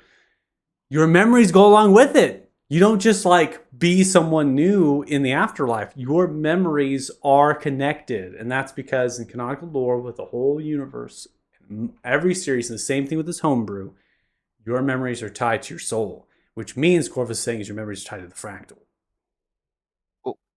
What I'm saying is that, like, faith is I think it was faith that went or that went more like in the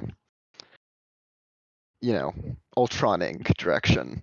What I wanted to bring up is that it looks like our fractals are getting more powerful, or our control Sure. over them is getting more powerful as we level And up. Like, we yeah, and you get can to contact the divine, we exactly. get more So feats, we get more attunement slots, so as a and player, apparently timeless beings at level 19. I'm Like, gonna stop you. So as a player, right, how do you interpret what your character's getting? How do you role play that? And so what I want you to do is I want you to try to role play your character as they gain those features, they gain that stuff, is just being more powerful and putting the piece to the puzzle that it's most likely your fractal that is growing more powerful as you go.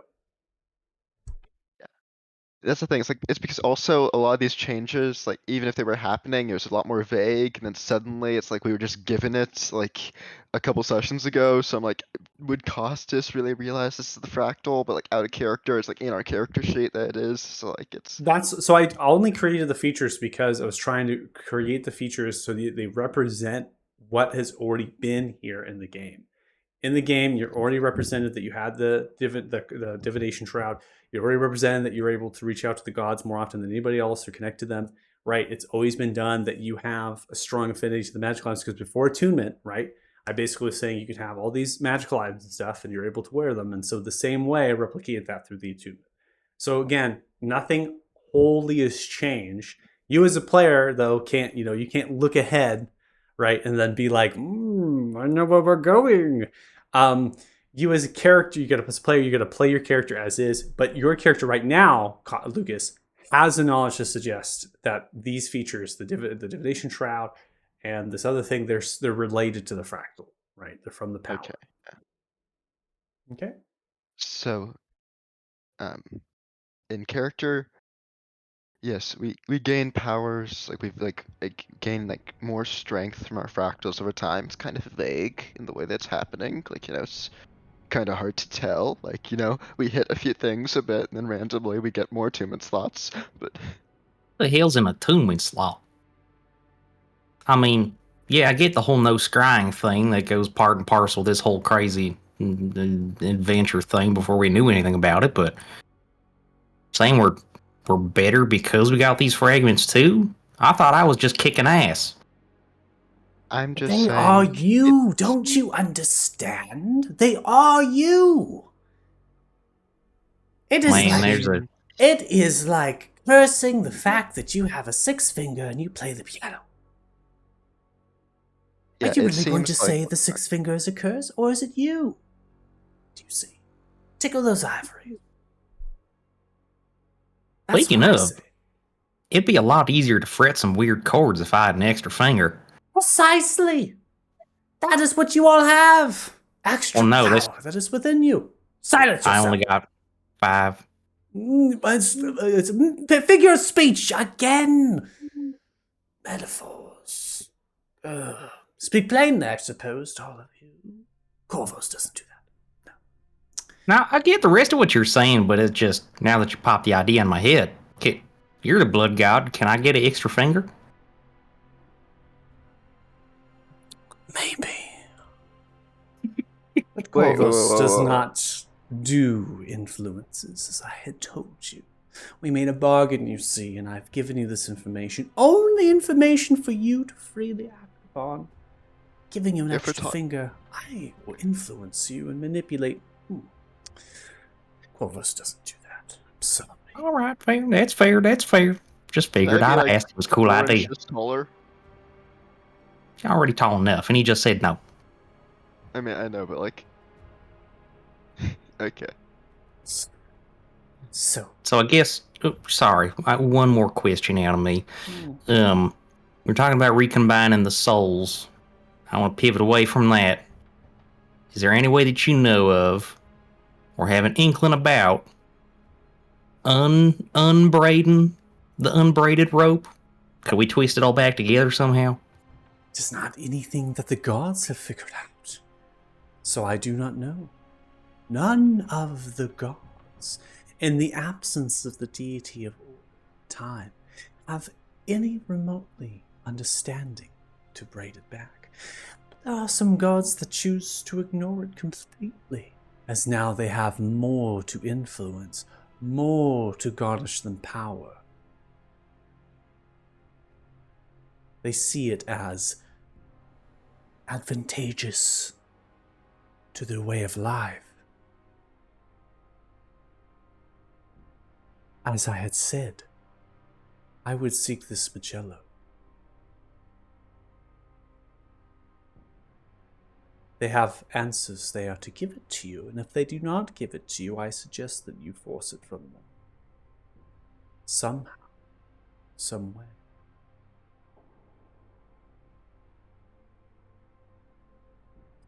If they still live, exist, breathe, billow, I don't know.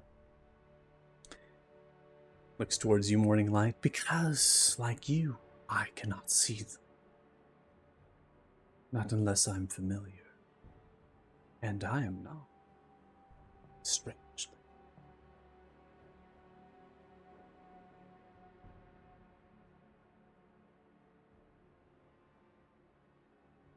Suppose all the congruences were to be destroyed. Would there be any other way? Yes, please. You were saying so. Exciting. Seems like that's the only way for the Devourer to have a chance at getting to Eric's. Another winning argument to the side of Corvos.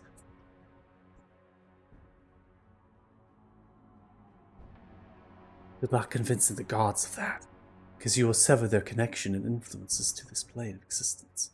The congruences are lost. And that is something they will not do. That is why I'm forsaken. That's why I'm here.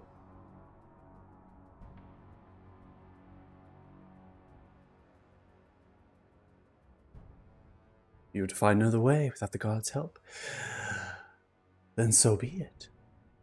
But not even, let me restate this, not even after the feasting of the Titans, were the spindles truly gone. They were left as remnants through space-time. As the worlds were formed, some of them traverse between. This is why they often bridge in relevance of space between two worlds. It's just naturally how. It take quite a power.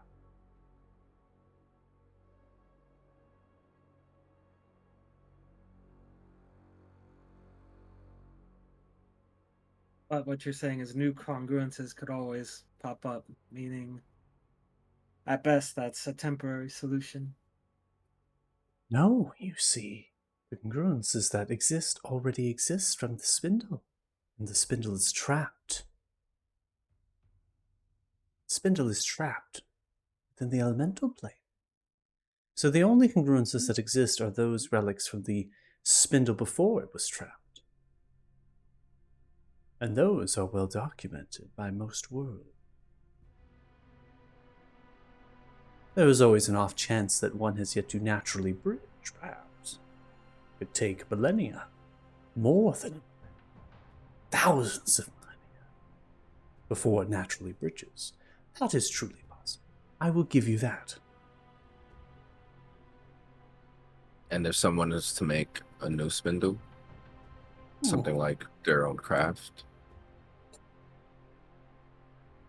No one will ever, in existence of this time, this space, this domain, this plane, this world, will ever be able to replicate a true spindle. Temporarily, maybe. Not completely.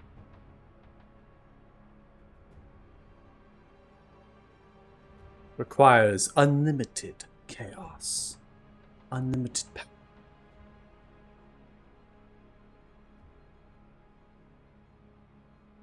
There's always limits in the dimension of time. There's always limits to this plane of existence.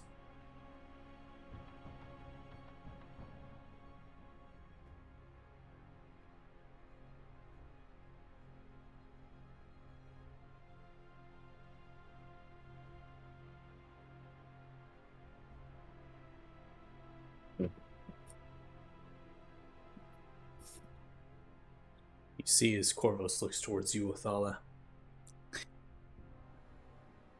There is something I can offer you. offer me specifically. Of course. I'm not influencing. Not you, anyway. I would be giving back a life that was taken.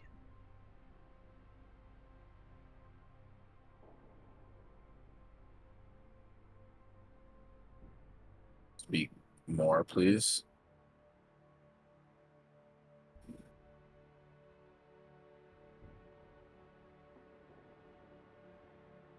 Would you like to have your own body?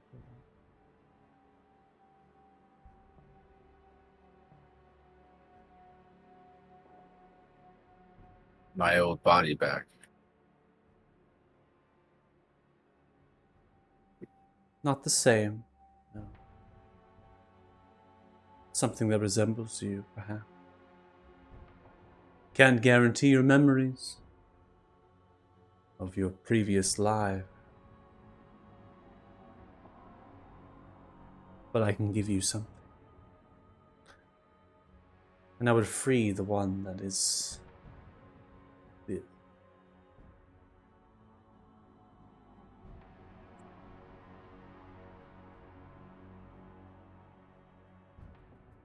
Sounds awfully like a lot of influence, Corvus.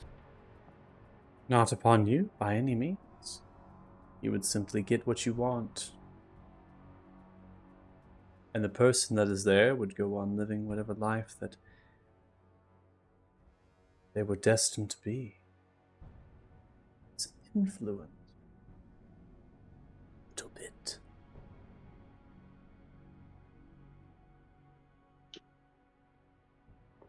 So if you say it's a lot, then I'll believe you. Corvus does not deal in influence, so I suppose we'll strike it from the record.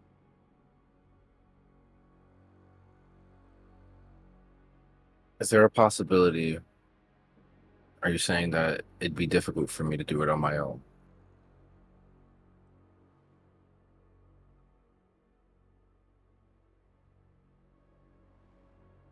Difficult is not the word I would use. I would say it would be impossible. But if you are to reach some level, arcane prowess, You might be able to give yourself back what it is you had lost, but you will never truly get back what you lost. Not all of it. That would require something that I do not have power over, and I don't believe you will ever get. But I don't know.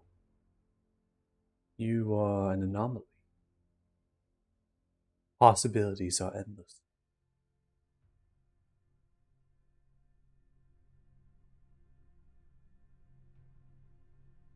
Yeah, possibilities are definitely endless.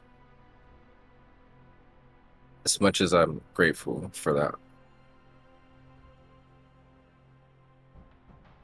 I think I'd rather try my own way. Spoken like a true follower of God. Beautiful. You make me cry. I would love to have you as chosen of Corvo. If that was something I did, you would make great work this world. We are done here. Unless you all have more questions for me. Maybe a request. If you were keen on taking us to Ulferus, would you happen to maybe help us out with getting us to Lathan? I only transfer you to the Sanctum, because that is where the Temple of Blood hail. There is no such thing as the city you call Lathan. Understandable.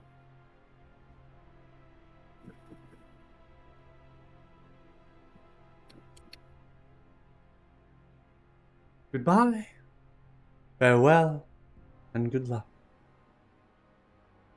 Well, thanks again, man. It has been a weird pleasure talking to you. Always a pleasure to speak to you, Dirty Joe. Always a pleasure.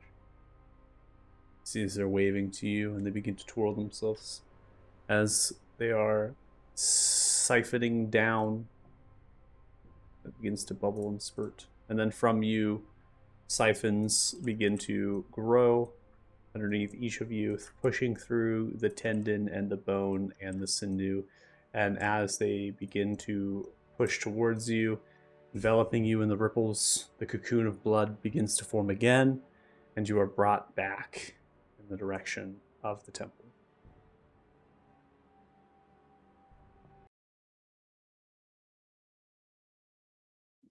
You reappear in the temple. You begin to leave House Farron, passing through the iron gates to the town. With that, we're going to go take a break. So we're going to take a 10-minute break. If you're watching stream, thanks so much. Really appreciate it. We're going to come back at about 6:35 p.m. PST. Hope you check us out when we come back. Thanks so much, and see ya.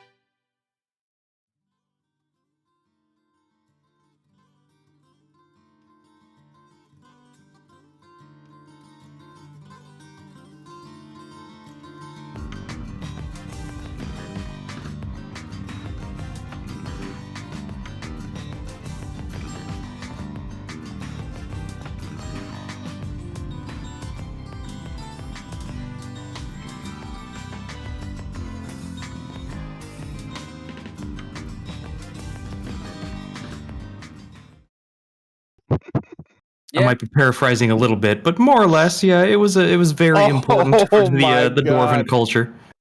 Welcome back. Thanks for joining us. I tried to pull a British Museum, okay? It didn't Yes. work out. Good. You tried to take it. Great.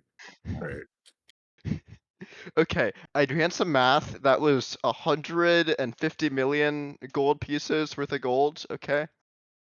And then we had an a entire conservative offline estimate. discussion of how denaturing currency leads to rampant inflation. Oh wow. All right. Yep. Solid conversations, let me tell you. All right, so we are leaving House Farron. We've gotten through the inner courtyard, aimed for the wrought iron gate. Now we're back on the town street. Kind of at this juncture again, we're like as we're flying, so we go to the market, do some shopping, as I had said. See what traders and other things they have there. Disposals of Fort Farron. The market itself is quite decent, as it is a crossroads town. So there's many traders, people wanting to sell their wares as you travel through. You can also just get on the road towards Olathen if that's what you wish. And then as far as the journey ahead towards Felgam, we know of a captain we can most likely recruit. We know of a ship that we most likely can get. And we will not have any difficulties perhaps through the blockade at this page because we know of what happened to the capital city and the Talthars. And if they are having a if they still have a blockade, then that is a poor management of resources. As far as I'm concerned. All right, so what are we doing? Shopping? Yeah, I think probably now's as good a time as any, right? Check out Fort Farron Market. Olathen would probably have a lot more stuff than Fort Farron. But we can hit True. Olathen on the way back. But I mean, like, if we're gonna shop anyways, why not shop in Olathen? I mean, I'm game either way. Whichever the party wants. I mean, that took what? Up until mid-morning? We have a day, like we're here kind of in thinking about our characters and all the stuff that just went through. We talked to Corvos. We had a nice night last night. I imagine they'd want to just kind of potter around town before setting off in the morning. So shopping sounds fine. Okay.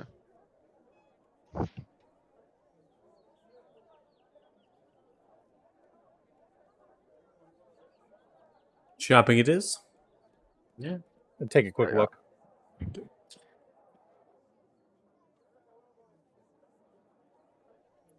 I really hope you end up with some terribly funny, randomly generated names. Random question: how hot can you make precipitation? How hot can you make the water? Is it boiling hot or just like room temperature hot?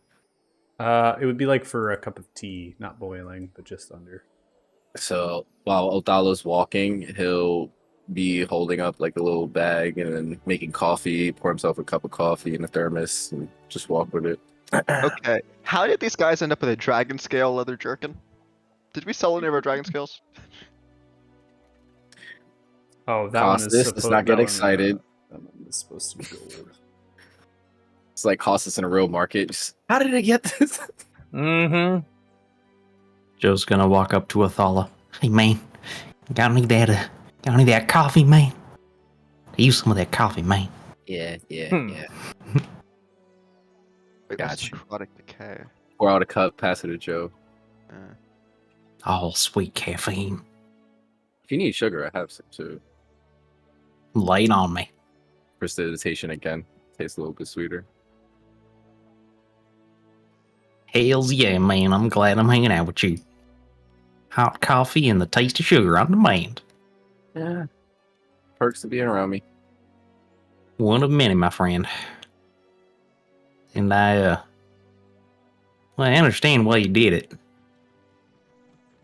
I am fairly surprised that you didn't take Corvos up on his offer, though. Yeah. I thought about it. It's very tempting. But I don't know if I was ready to sacrifice the memories I already made. I don't know if Well- that was being selfish, and also, and also, nothing's truly impossible, Joe. I Hey, feel like I can make something happen. you probably can. And, well, I mean, from the guy's own mouth, he doesn't fully understand everything that's going on, just like we don't. So, maybe a half measure and a broken shell of a person, you, for maybe another broken shell of a person, the body you're in. Who knows if he would even be able to bring all the memories back of that guy. Exactly. Oh, yeah, it makes sense. My goal isn't to make sure we both come out of this halfway. It's to make sure everything is the way before I came here, you know? Well, well, with fractured time and chaos gods and all that razzmatazz, I mean, who knows if that's possible or not, but hey, if nothing else, you always have something to fight for, you know? It's a worthy goal, worthy of keeping going. And I keep asking myself why I'm still hanging out doing all this shit that I am. Like, this is way over my head, has been from the get-go, but I don't know, somehow feels like the right thing to do. Hey man, if you weren't here, I don't know if I'd be as centered as I am right now. We've been on this road a long time. Feels like a very long time. But I'm glad It you're has here. been. Well, shit, man. It's real nice to say. Been some real dark moments we've been through, and yeah, sometimes I don't feel like I can keep going, but it's little things, you know. That right there might have just given me enough juice for another month here. And something that popped into my mind a couple days after Thea died. She was the Yeah. only person on this continent that actually knew my true name. And what is that? Well, don't go telling nobody else, but the rest of y'all fuck off. Come on, get out of here. Get out of here. Come here.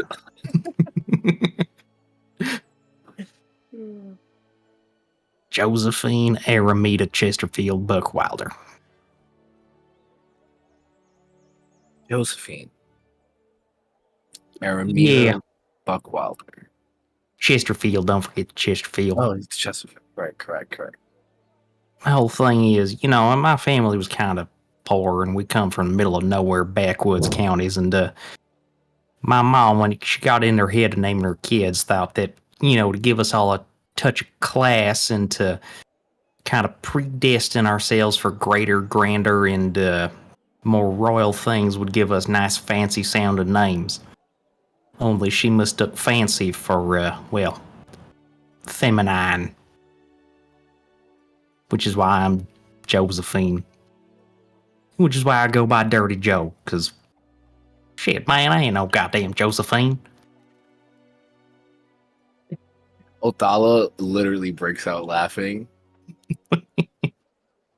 And it's like he just can't take it. Then he'll like come back. That was a great laugh. I don't think I've been. That's just great. I don't think you should be mad at Josephine though. I think there's worse names like Dick. Yeah, sure. It ain't the worst thing in the world, but still, it ain't me, so. Dirty Joe it is. Dirty Joe. Yeah. Just pat you on the shoulder.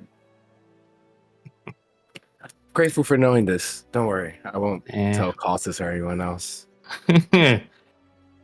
Yeah, I sure hope not. Well, let's go buy some knickknacks. Look, they have a painter. I got It's no not use very for a good. painter myself. I'm not a painter. Or a tattoo artist. Oh. Oh. Do they have exquisite demonic eyes? Oh, I saw someone selling common demonic eyes. Ooh. You have to move to the merchants. Okay.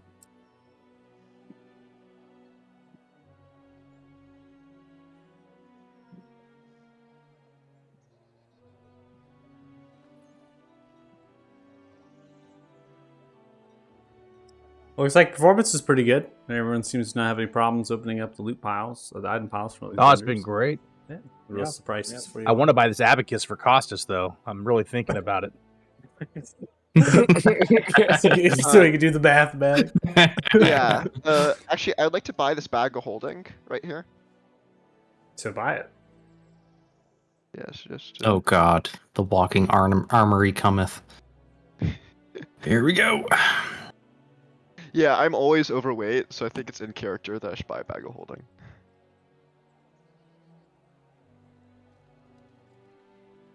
Might as well buy all this common And now. I don't know if there's some pretty good stuff on this Yavana moon lily over here. The jeweler. Circlet of intellect, helmet translation, evasion, protection, regeneration, resistance rings. Is anybody? I believe you, Istral, bought something. It went okay. Yep. I just bought a poisoner's kit. Seems like it worked. Let me Good. double check my inventory. As I'm standing next to Costas here, and he's getting ready to buy it. So Did you get Costas, it? Who you gonna buy it from? I know we got off to a rough start, but I noticed you have a sword you carry around that you don't seem to use at all. I mean, it's kind of broken. How's it broken? Looks fine to me. Gesture to the Bane of Baratheon. Is this what you're talking about? Of course. Well, I mean, you have no other weapons on you other than that big sword. Costas pulls out a longsword, a javelin, a maul, and a hammer. Yeah, I said weapons, not baby toys. Costas pulls out his Guardian's Reach, which is literally 20 feet long. I mean,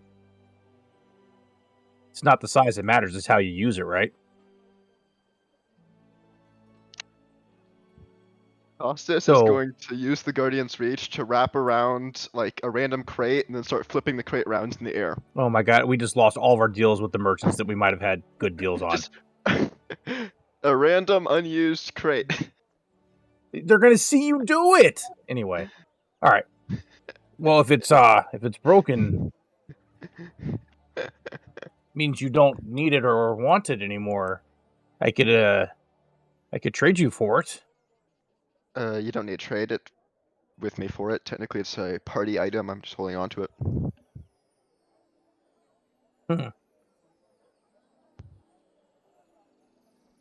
You want to hold on to it? Yes. Okay, cool. I pull out the Bane of Baratheon and hand it to him. I have a thing for big swords. And dead wives, apparently. Sweet. That's how your wife died. Sweet. Hey, this is a conversation between A and B. Don't get clingy. That was out of character. There was no Texas twang. Anyway, so I hand him the sword. Okay, so technically you may be able to swing it one more time, but you know it's kinda. If you do swing it one more time, you're not gonna be able to swing it again after that. Maybe we can find a way to fix this. Yes, I've done a lot of research into that since it's kind of my fault it's broken. Yeah. Surprised on that one. Yeah. I figured a magic sword to be more durable. Okay. Anyway, I really do need to have an argument with whoever made this thing about, like, you know, again, not making it out of wax paper or something. My God.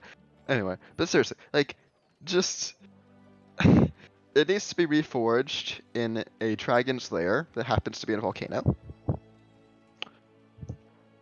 So good luck on that.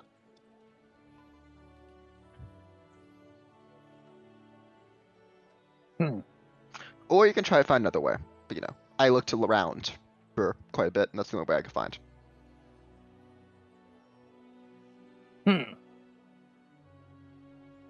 Or maybe I just use it one last time at a key moment in a battle. And it goes out in a blaze of glory. Maybe. You know what? If that's how you want to use it, sure. But, you know, I would recommend against a dragon, since it's only a plus. It's only a very good sword. It's not fighting dragons. Against dragons, very nice. It's a very, very good sword. You confused me with all your words and no sword yet. I must study it. Okay, yeah. I just hand him the sword. Also, this got me in trouble once. Be aware, once you draw it, it'll make noise.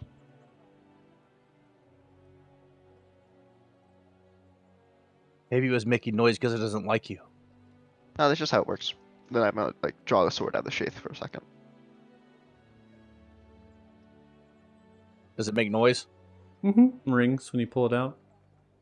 Like a loud ring, or like a meh type, Like low level. like a low level ring as it kind of sends through, and you pretty sure it says Costa's broken. Okay, Now- back in the sheath. Back. was this ring there before you broke it? No, it always rang. Although it wasn't quite as accusatory before. Okay. You know, pointing fingers and everything, or I suppose pointing swords. Well, maybe if we fix it, it'll stop whining with its pain of being broken. Yeah, maybe. Well, good luck. If you need any help, feel free to ask. You 100% did not hand it to me, by the way, OC was. Yeah, I know. That's just because it's been so long since I had hand someone's willing. You just drag it from your character sheet to their token. Just drag it from your character sheet to their token. From my Or the request trade in bottom left. You Yeah, can I request know. trade at the I bottom was left, or you can literally just drag the item from your character sheet Yeah. onto their token. Okay, yeah, give. There we go. There we go. I never give, I only take. He's like, yeah, I'll give it to you. I pull it out. I hand Give it it. to No, you. I don't. No, it's in the sheath. It makes sound. No, I walk away. Costa's broke me.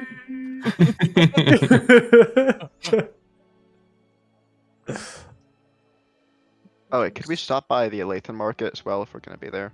Yeah, that's fine. Just reset Sure. things and change up some of the table stuff. But yeah, just gotta give me a little bit. Again, this is Again. like. Go ahead.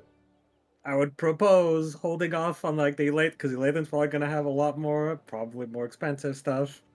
Mhm. Let's get our trip to Felgum out of the way. We can come back. We'll have more to shop with. Well, the thing Go is, for that I'm and go just reach it. making sure I have. Can you use a knife of harvesting without proficiency? A knife of harvesting is essentially a item that allows you to harvest and salvage as an action instead of an hour. Okay, yeah, I'm getting that.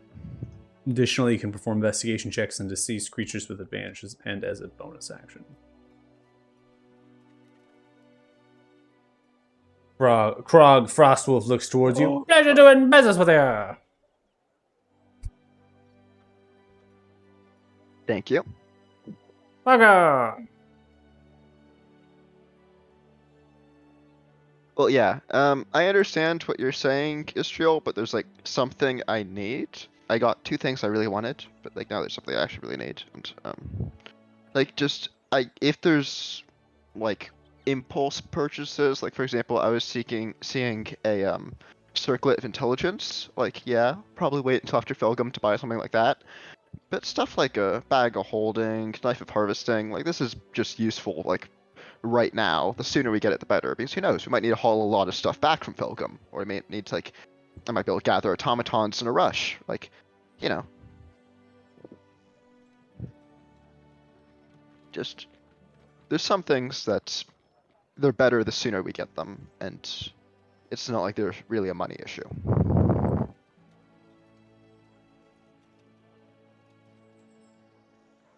Although that circle of intelligence is calling to me.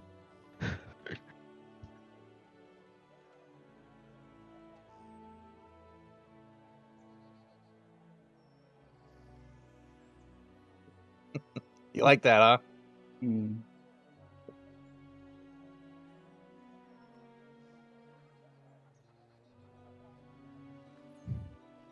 By the way, yeah, you can totally. I just wanted to remind Joe of this, like out of character. You can make demonic eyes from a lower tier into a higher tier.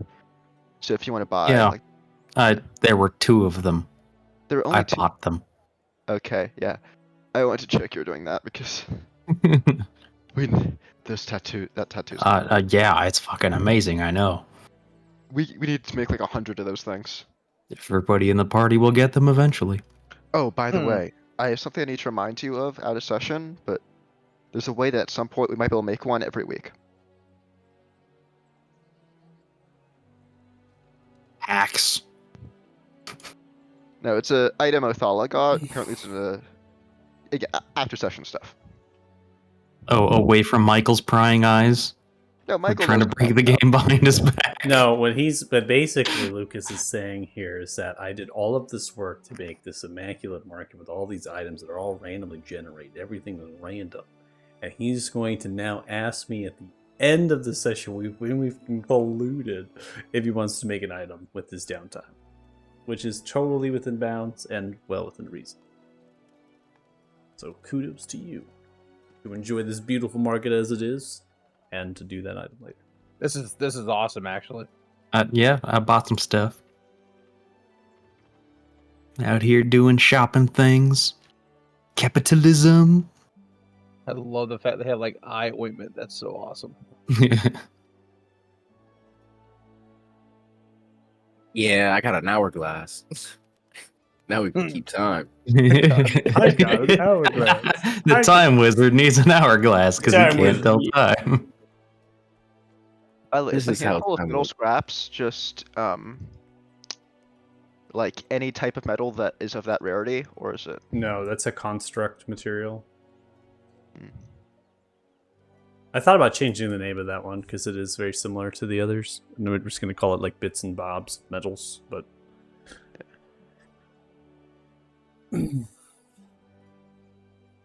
Oops.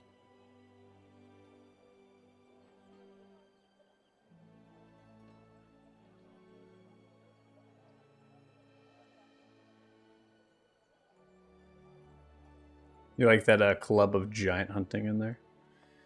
Son of a gun! I got ripped off on the brewer's supplies. Did you really? They're down here. This guy for 18. I paid 23. Got him! I knew it was gonna happen. Son 'Cause of there's items they pull from the same table, so I was like, I Yeah. guarantee you there's gonna be some things that are cheaper, more expensive. I love it. Yeah, that's crazy. That's good though. Now I know. Definitely, Yeah, look. look around. Yeah, Yeah. seems I'll good. I'll be straight up though. That club of giant hunting. If we want to go back and massacre those frost giants, we should probably grab one. Yeah, Joe's looking over the the weaponsmith's wares right now. Gonna look at this club and be like, man, what did the giants ever do to you? They're very nice people. Also, he has like dragon weapons too. Like, my god, this weaponsmith, like, he must be like a master or some shit. White dragon scale flail. Cool. Don't see any longbows in here though. There's crossbows. Not longbows though. Yeah. Still waiting for Dirty Joe's kids to show up. One of these years. Do giant children age faster than human children do? No, it's the same, so you'd be waiting a long time. Fair enough. That'll be the After the that'll be the epilogue of the campaign. Dirty Joe will just like be frightened. This is like half chat runs up, grabs you, lifts you up. Oh!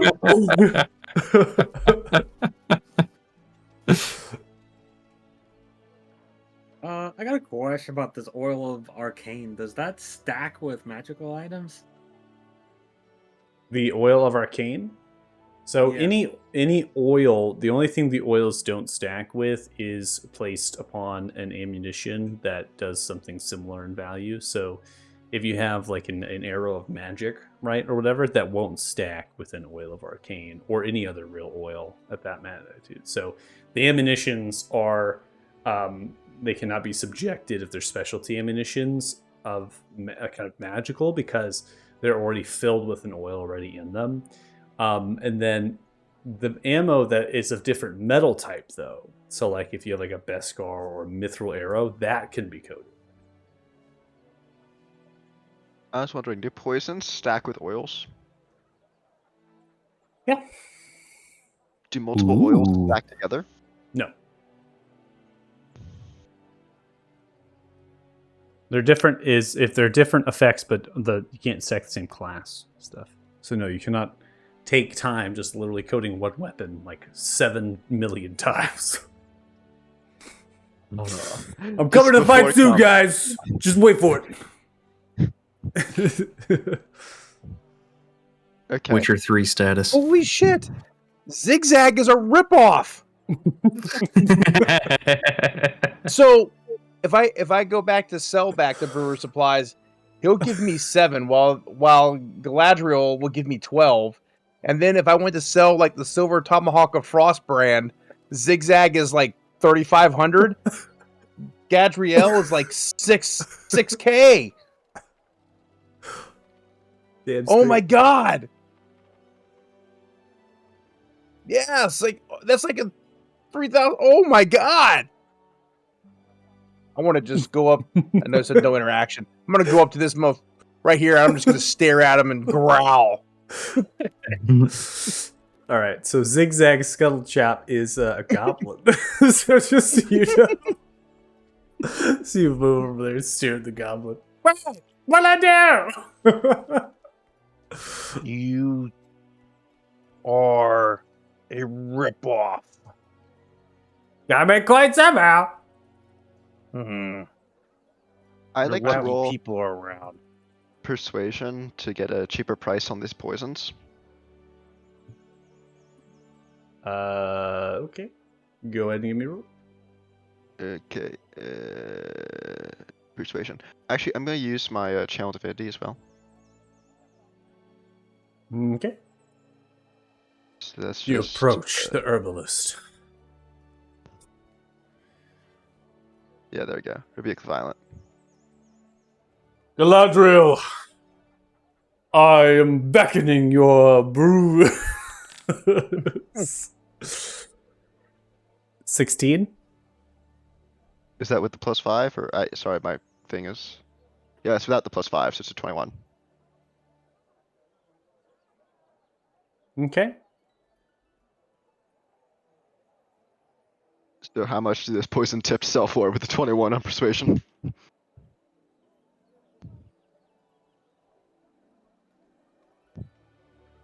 All right. You might have to close the pile out and reopen it. The prices should have changed.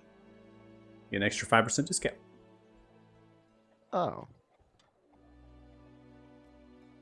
Okay. That's actually a pretty good price. I'll take it all. Yeah. I like you. Buy my wares at a cheaper price. Do you mind if I use party funds for this? So I'm gonna share it with the party, to be honest. We just made poison tipped. Go for it. Cool. That's 2,142 by item. How much do you still owe for your parents' loan? We'll figure that out later. You guys I haven't loaned done- his parents money? No. His parents loaned him money. A lot. Oh. A lot of money. Oh. He paid so A the store- lot.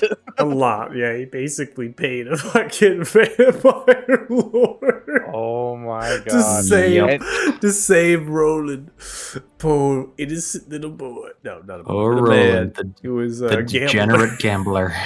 Yeah, he Oh my gambling God. problem. Yeah, I took a loan out to save a degenerate gambler. Costas has quite a journey. I wonder where Roland is now. I will have to find out. How much was the loan? Like 20,000. How much have you paid back? Like 14, 12. And how much gold do you have? If that wasn't taken out of party funds, then like 15. It was 1,000. definitely not taken out of party funds. We did not. We made a point of not giving you that money. No, I mean like if the poisons were party funds, Oh, then I have like 15,000.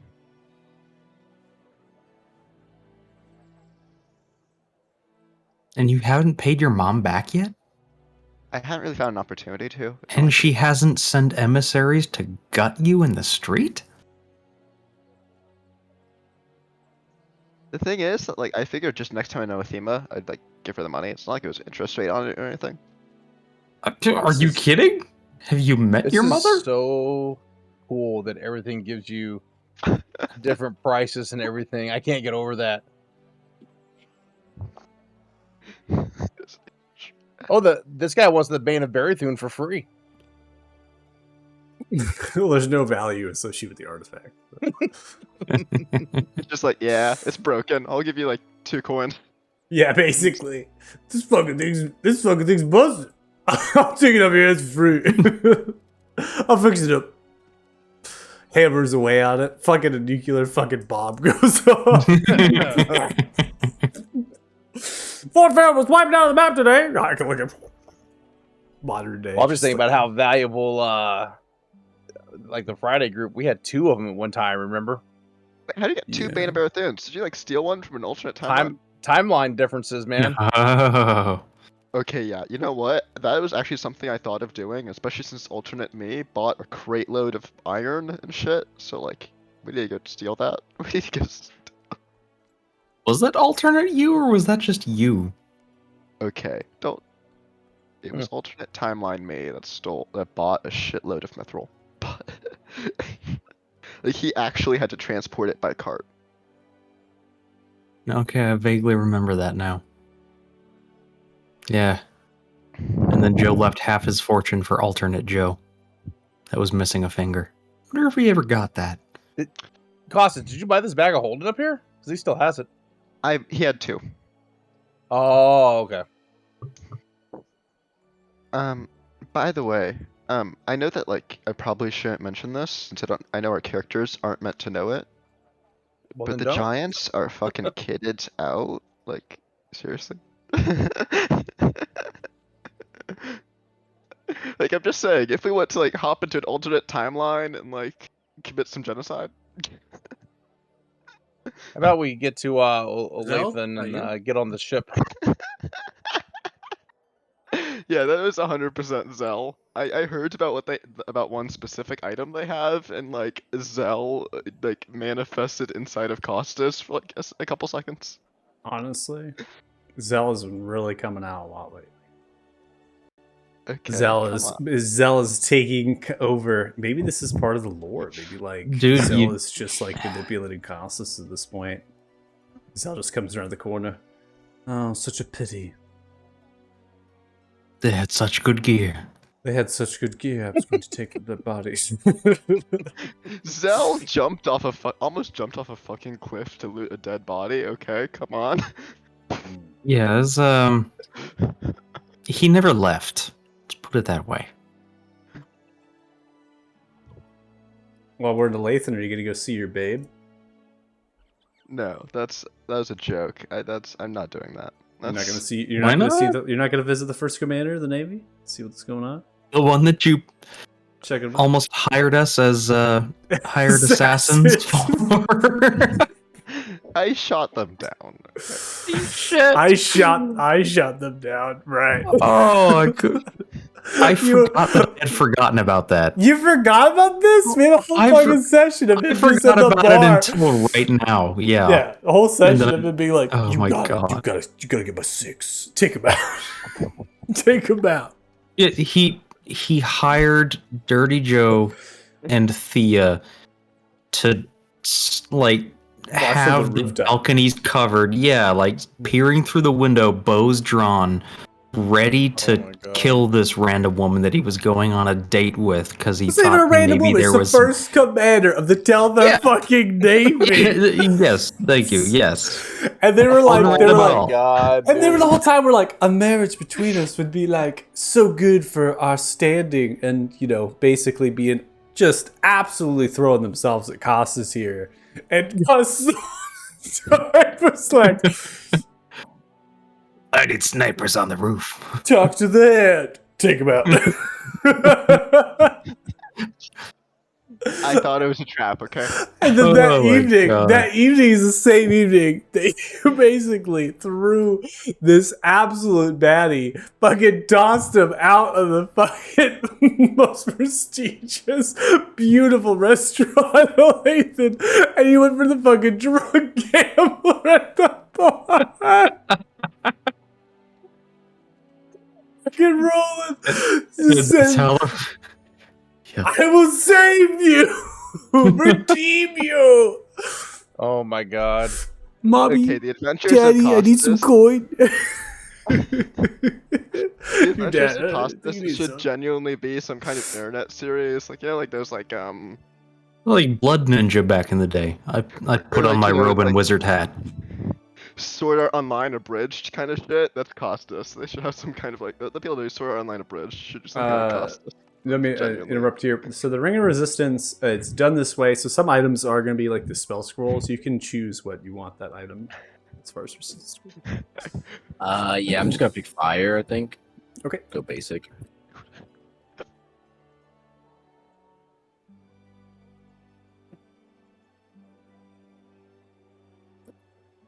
So now I at least have some resistance to the most common damages. Well, towards monsters.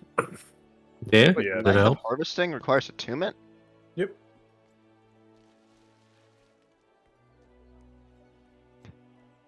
Would you think you could do that for free? It gives you a bonus. You can literally bonus action instead of an action investigate a creature. And you're like, it's like crazy. It does more now than just I can harvest for, you know, as an action. It allows you to actually investigate bodies and stuff like that. Better than others. Jay, that ring, if you I don't know if it's too late to take it back, but the ingredients to craft it are just 1 ampule of dragon blood, a common ampule. Oh, I can craft it better than I can save 1,000 gold. Yeah. Yeah.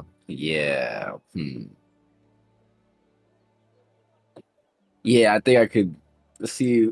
I might have to run it. I might run into the same problem Kid had. See, Zuvana, Moonlily looks towards you. At the depot jewelry, there is no takebacks. You had better give my friend the lowest price you could. He's only offering 500. A little better than that. Roll intimidation. Ooh, that's one of the ones I'm good at. Sort of. Chrono Shift. Well, I'm supposed to have advantage with that, no? Intimidation me. checks? What would you have advantage for? Because you're Being a just big big? fucking dude. Big fucking dude. You have Oh, hold on. That's the feature. That's the feature. That's the feature? Big fucking dude. Being a big fucking dude. You got advantage intimidation checks. Oh, no, it was proficiency. It was proficiency. I'm sorry. Because you're just a big fucking dude. Did you really chrono shift that? Yeah. I'll Yeah. wait. I'd also, can I give the help action? Can I give the help action? I'm not doing He's- anything overt. No, but, like, you I'm just cannot gonna, give like, the help action. I- for the I- Oh, I'm intimidation. good. Let's Oh, see yeah. here. Well, that didn't do any better. Zeros. They're only a merchant, though. It might work. Yeah, 14. Give him 10% I only more. mentioned that. Nothing more, nothing less. I was looking at the coatings in the other shop, and then I went to look at the craft. I was like, I probably could just craft some of Hey, these coatings. Yavanna, look at me over here. Look me in the ass. I've already given it 10% more buyback. he's just regretting his decisions, and he would like to make sure that he would like to keep the ring, just to make sure that he paid the best price he could for it. I'm a random Yeah, NPC I- trainer. There's no I want to takebacks. give it back, Costas. I want to give it back, Costas. Okay, you want Alright, to so get it I'll back? sell it. Yeah, it's 10%. So I'll get it back. I'll get it like 50 extra. So. Appreciate you, Costas. It's just a ring. It's just a ring. Thanks for this ring back. 1,000 gold for Ring of Fire resistance. 1,000 gold. I really don't like this market anymore. Okay, do you guys want to just head to Lathan? Because I think we're getting scammed here. I'd rather go to Felgum, but yeah, let's leave. Yeah, I'm good to go whenever. I'll go before heading to Lathan. All right, everyone good? Yeah. I am, sir. Yeah. When we're in Lathan, I don't know if anyone else is going to want to go do shopping, but I'm just going to be looking for one thing. So. I was gonna wait till we got back from Felgum. Yeah, same. Yeah. So could I just check to be sure they have the one thing before we leave for Felgum? I mean, we're gonna go charter the boat, so if you want to split off and go hit a shop, I think that tracks. Costas always splits off and does his own thing anyways. Yeah. That's how I bought poisoned baguettes. Yeah. But do you regret your decisions from what you put us through, and that would make you not want to do anything? It's a good point. Oh, of course not. Costas doesn't learn from his mistakes ever. Yeah. Forgot about that. I'm sorry. I'll cast Are a you, poison though? Mm-mm. Okay. Costas' dumb shit usually works out. No, it does not.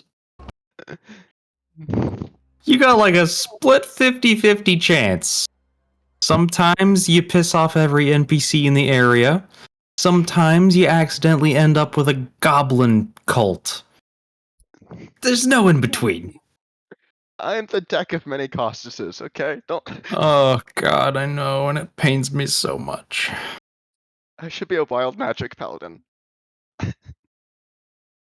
All right. You don't need any more wild to your bloodline as it is, man.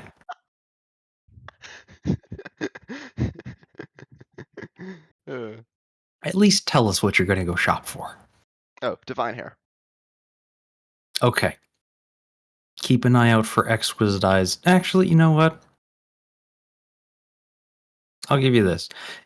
If the rest of the party's gonna go get a boat, knowing that everybody wants these tattoos, and so does Joe, Joe is gonna go to the shops and see if he can find any more demonic eyes. And he will gladly go with you. You can pick up your divine hair. They'll probably be from the same place. Yeah. Then I'm gonna stop by the smithy too, probably, just to turn in my thing I made.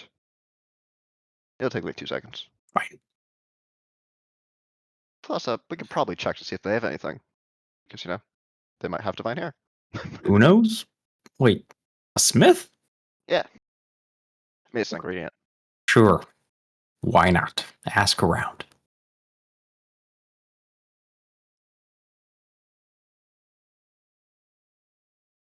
Actually, for that matter, Joe did want to see the Brudicar while we're here. So how much time are we going to actually split up? Will you guys get the boat and we do both of those Sure. things? I mean, I Or have should we just stick together? I have to play it out. imagine like chartering the boat would probably take like a day. Like I doubt the boat's gonna be ready to go like the Not- moment they buy it. I mean, chartering the we already know the captain and the boat.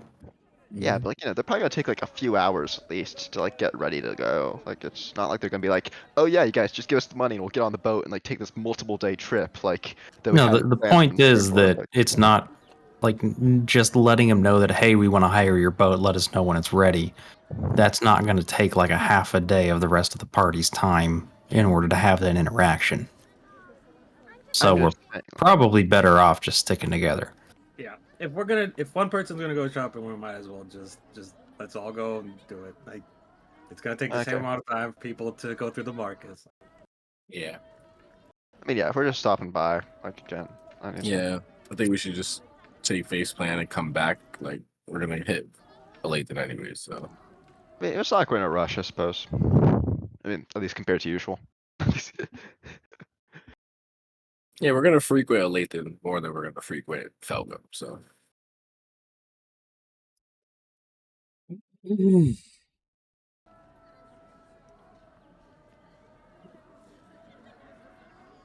All right, how are we getting there? Well, let's teleport to an alley in the docks. Also, I'm bringing my griffin. No! No, you're not. Put the griffin away. It's a paladin's griffin. It'll be fine. We don't want to attract attention. Any more than we already do. Clingy. Especially because why? Lucas? Why Why? do we not want to attract attention in shit, an assassin. Lathian? And The captain? no. What else? Zell? Yes. Who we saw in LA. I mean, he was nearby. Lathan. He was leaving. Fine. Goodbye, Ka. you went to Paylene, correct, Michael? We went towards that direction. Last I saw Zoe when I Correct. had heavy follow. Which was some weeks ago at this point, right? Mhm. Yeah. He headed south, so it's a good some information to have. He's south. Maybe.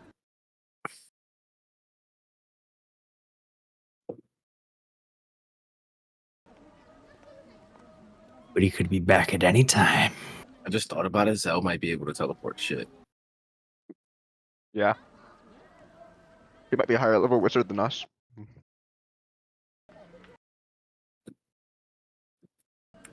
Yep. He might have access to the clone spell. Could have access to a lot of things. He could have like simulacrum. All the more reasons, guys, to keep our eyes peeled for that dastardly wizard. Or you can Guy still be the loves- same level. Either way, I don't trust him. This guy loves power even more than our resident pretty boy over here. So watch out for him.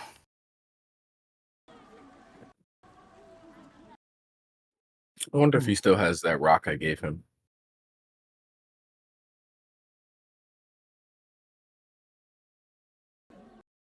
Hopefully he don't have any more dragon eggs. I mean, we all know how he lusted after the other one we came across. It's, I don't think lust is the right word. no, I think it is. Lust comes in many forms, I think we should say like. and that was wants one is. of them. I strongly object to the word lust in that situation.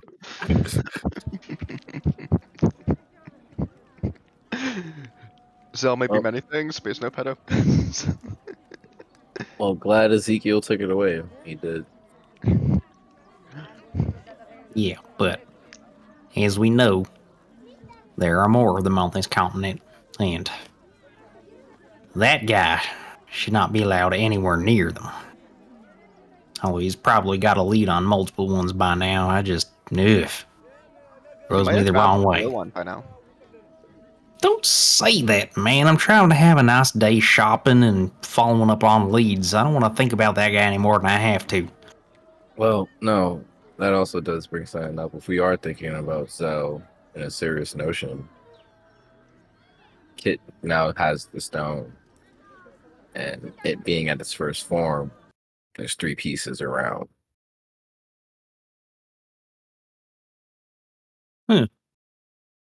Yeah, good point. Yeah. Which stone does Kit have?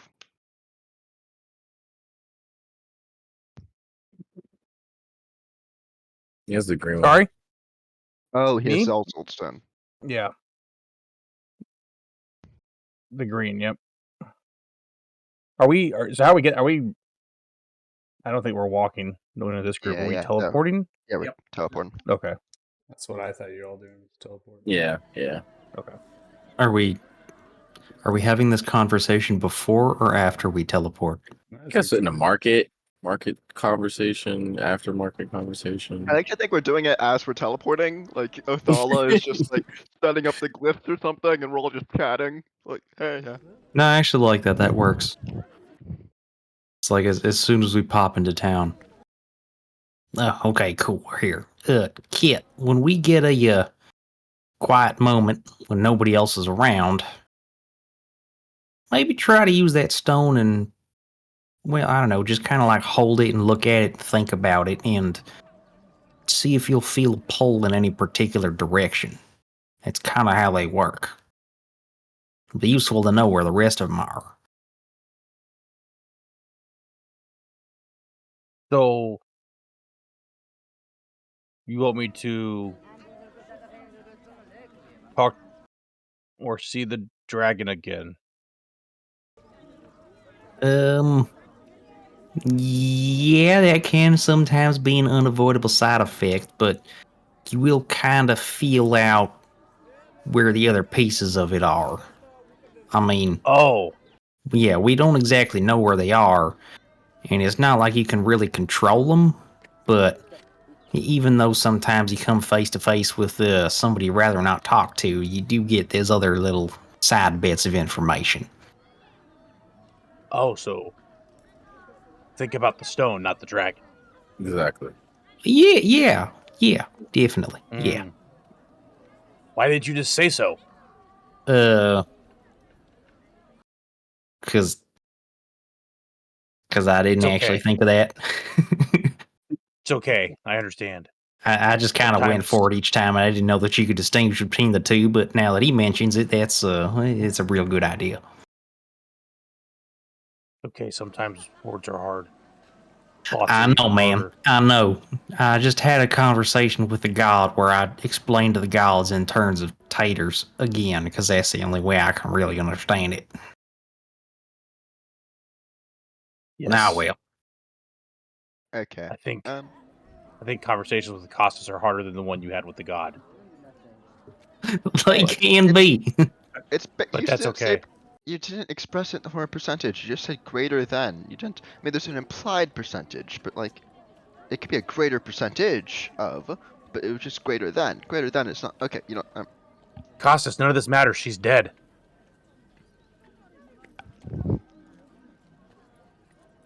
you know what? I'm done. I should be more mad about you killing your wife, but for some reason, I'm more mad about the math and accuracy.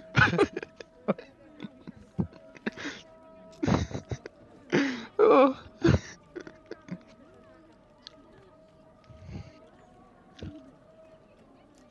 By the way, have you ever thought about do you worship a god, Kit? I don't think I know you well enough to let you know if I do or don't at this point. And if I do tell you, you may just try to confuse me with your confusing new math formulas. Mhm. I'd like This to guy catches pass. on quick. I'd like to pass Kit a brochure for Paylor. Oh, God. I forgot you had those.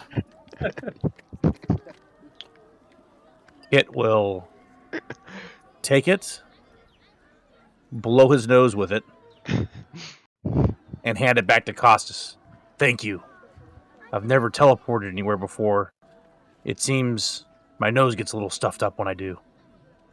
Like spicy food, I guess. Costas is gonna take it like it's trash and kind of just like throw it.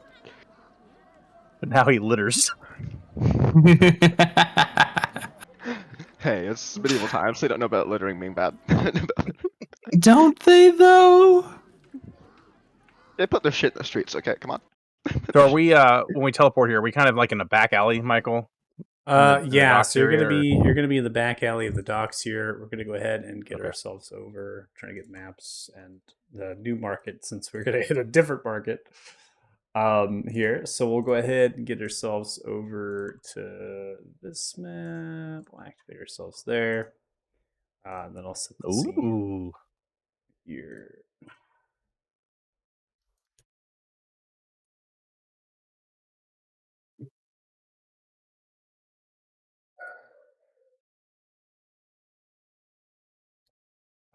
Delete.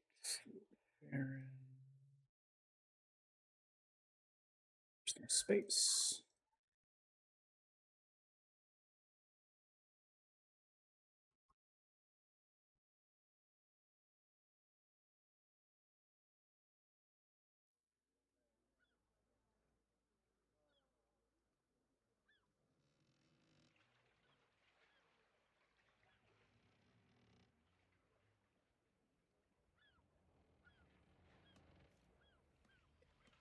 To pick a random, suitable location of the lower dock, the lower docks district. Backwards alley. It can be anywhere resembling that of the river wharf or positioned towards the bay wharf. That's entirely up to you.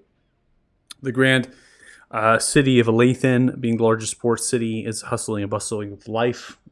Lots of people are moving about the cobbled sandstone streets with the 2 to 3 story structures of the warehouse, slight apartment styled buildings here.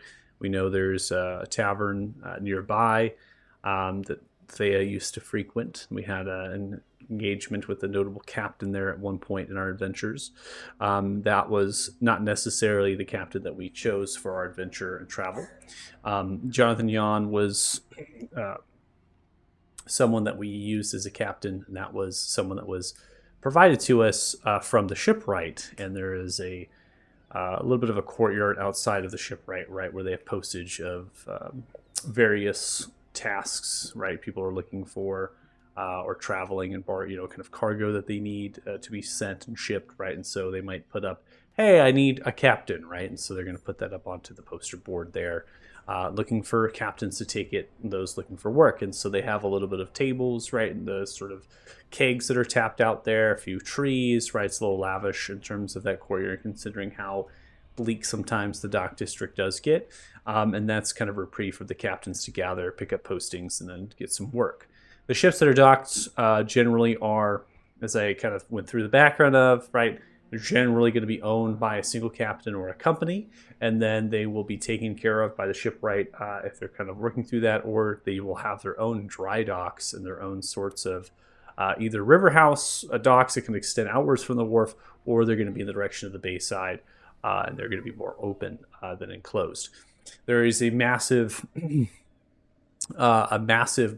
sort of gate that controls the tidal forces, or at least helps manipulate them a bit, and that extends from that jetty further, right? And that helps break up a lot of the tidal that would push back upon the river or the river upon the bay. And so it keeps quite a neat and, I would say, perfect sort of schedule. So the shipwright is the one that runs that. Now the upper dock district, that is going to be the entirety of the Talthar Navy. So they are going to occupy that district. They have it walled. They have their barracks, their training compound, right? All of the things necessary for the Navy to operate as a single independent unit without any sort of resources or supplies. That is what the upper dock district really is full of. As far as the bazaar and the merchant's quarter, right? Those are filled with structures, stalls, right, for the bazaar. The Colosseum is there. So everything is really kind of unchanged. I'm not going to go through too much more of a description here because, Dustin, you actually been to Alathan in another game, so you know what to expect here. Nothing is different from that, except for the travels and the adventures that this party has taken to the city. One difference that we are finding is that there is a steady influx of people that have made way to the city. Many of them have carts, wagons.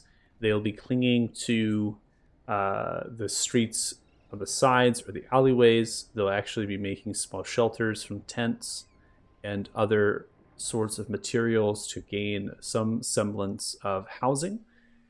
And they appear to be ruined by conflict, war-torn perhaps. So their clothes might be a little bit ragged. They might need a bath. They're fetching for coins, copper, silver, gold from the nearby workers that are coming through.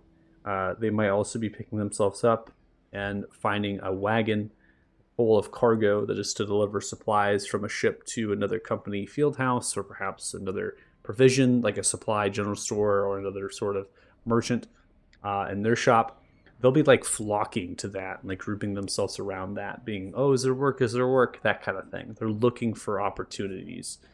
And one thing we know of is what happened to Beelder. We didn't take the road, we teleported. And these people could very well be from the city. They might have survived what happened there, and they do not have work, and so they're looking for it. And with such an influx of people, there is not going to be work for everybody. Stare off into the docks, and you can see that there are many ships that are gearing and moving and getting ready to go, suggesting that maybe the blockade is down. You notice there was a lot of ships that were stationed and docked without a lot of work to be able to transfer elsewhere. And it stands to reason that now, with so little ships actually in the docks, that they are sent away upon business.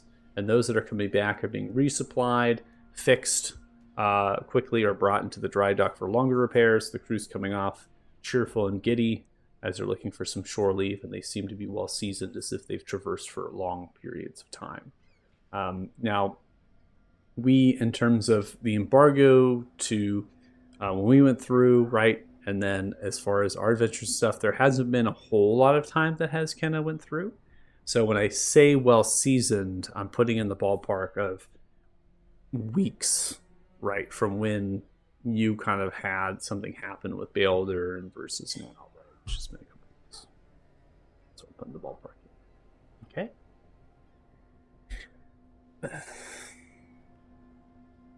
As we landed in, DJ told me about the stone not having much of a filter here. Kit will go ahead and grab it and concentrate on finding stones, or concentrate on other stones around, not on the talking to the dragon, just to see what happens. Oh, the green dragon? Mm-hmm. Well, not the green dragon, the green stone. If there's any more green stones in the area that I can sense. Gotcha. So specifically concentrating on the stone. Okay. Go ahead and make a wisdom saving throw for me here. I might be standing nearby.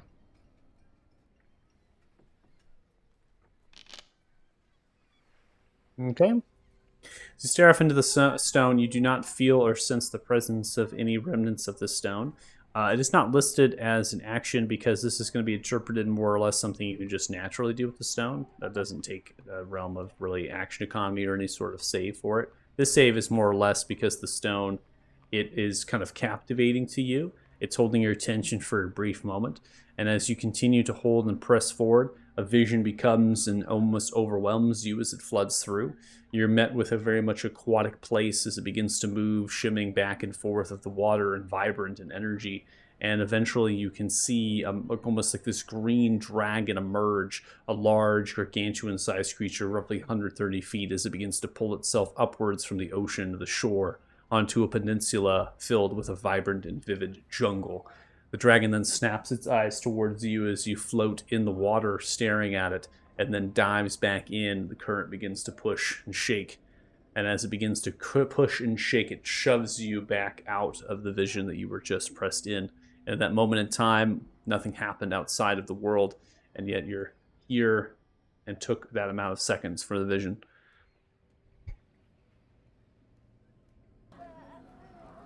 No stones. Oh, well, that's good to know. At least we don't have to search around here.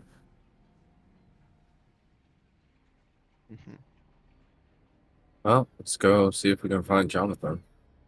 Yeah. Yeah, let's do that.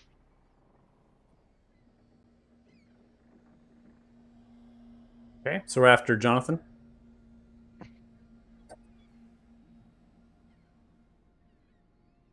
I mean, are me and Joe doing our shopping while they're doing that, or are we going to do it like after, while we wait for the ship to get prepped? Probably after. We are closest to Jonathan's wharfside shop, right? Yeah, so Jonathan doesn't occupy a shop. You actually found them in that little courtyard outside the River Dock shipwright. As I was discussing, they were around those tables, and they frequent a particular tavern as well, which you were ran into a captain, which spurred conversation. Jonathan wasn't there. It's not something that was placed on the map, as it's not really a tavern that normal, right, individuals, travelers that come through. The Woody Sail is something that sailors only, right, kind of go into. So you can more than welcome to check the Woody, that tavern of the Sail, or you can head to where you found them previously, which is over by the River Dock shipwright. More just saying that, like, yeah, you can also go check if their ship is docked right at the same place in the wharf that you had seen it before, so you can see if they're here. Well, I was more asking that we're close by to where we think we would find him. Yes, right. You're in versus anywhere else. Exactly, you're teleported into the lower dock when some of the alleyways here. So yes, you can imagine that you're way closer to finding the Yawn, rather than heading into the bazaar or the merchant's quarter to go shopping. So yeah, I imagine we'll all just go do that first. Okay.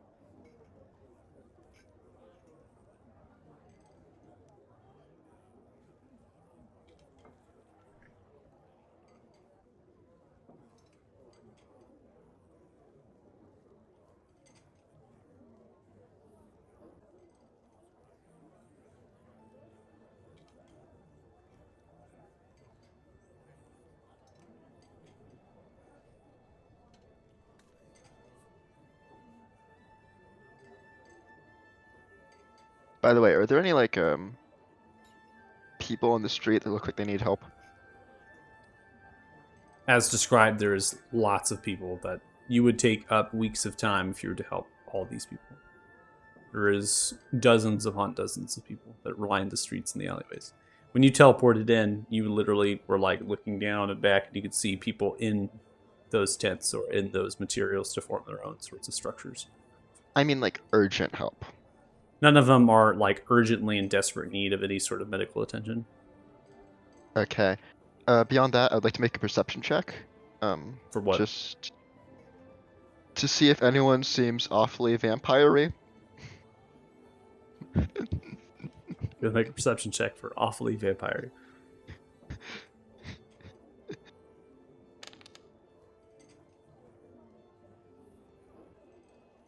Suspicion everywhere. Everyone you see, you lock eyes with, and you can swear they're staring at you, smelling the blood bubble in your loins. But no, none of them are vampire. Costas, quit Suspicion is staring enough. at people. Suspicious. Divine sense. You swear to divine sense, the 60 feet you do not detect any sort of celestial fiend or undead. There's no force warrant in the area. Well, it's So- good to know. Actually, Head into the Windy Sail, and you stop by the wharf, particular dock where the Yawn ship is stationed. It's not currently occupied by anybody, so you hop onto the boat, calling out. Seem like there's anybody that is answering your call, so you head to the next place. Is the Windy Sail. Heading up cross street, a couple blocks due north of that, you are going to find the Jonathan Yan currently at the Windy Sail at the bar. The Windy Sail, as described, is going to have a entry of a small ramp that leads up on the south side, and it is extended to a two-story structure with a sort of cellar that is upraised from the actual street level, and that forms almost like a sub-level, but it's upraised where you can get around on the north or the western side and get underneath the actual building itself. And so there's a staircase that kind of wraps up to the wrap porch that get into the first floor, which is kind of above here. And from there, you have a nautical-themed establishment, many different sorts of accents to give that sailors type vibes. There's going to be netting, other sorts of sails luffing and held upwards. There's a balcony that overhangs over the bar. A staircase wraps around to get up to that balcony that filters into a handful of rooms. Not many here. It's more or less a bar than it is a tavern. So not many people will need to stay. So the rooms are large bunk kind of rooms, not very good accommodations. And then the bar itself, wrapped around long, is old weathered wood, as well as the circular tables, some of which are square as well. And that clings to the large dining area here adjacent to the bar. And the back, you have a kitchen, fully functioning. You also have there, which separates the kitchen from the bar. You have a nice liqueur wall, right? Has a little bit kind of shelving units where those bottles are put on display. No fancy thrills, though, so there's no mirror, no lighting, besides some lanterns dangling down by ropes and some candle lit directly onto the tables. Jonathan Yon just currently is at the bar, helping themselves to a tankard of ale, shifting a dagger in their hands ever so slightly to the point into the bar itself. There are folks here in the Windy Sail. The barkeep is the same dwarf, cheery one that we had described prior, that's making the rounds with a few servers. The kitchen is quite alive, and characters that you might recognize as far as associations. Would you have the Citric Bay Company? You might have the Bluegrass Company here. So they have different kind of colorations. And then there's also some folks that associate themselves with other guilds about the city.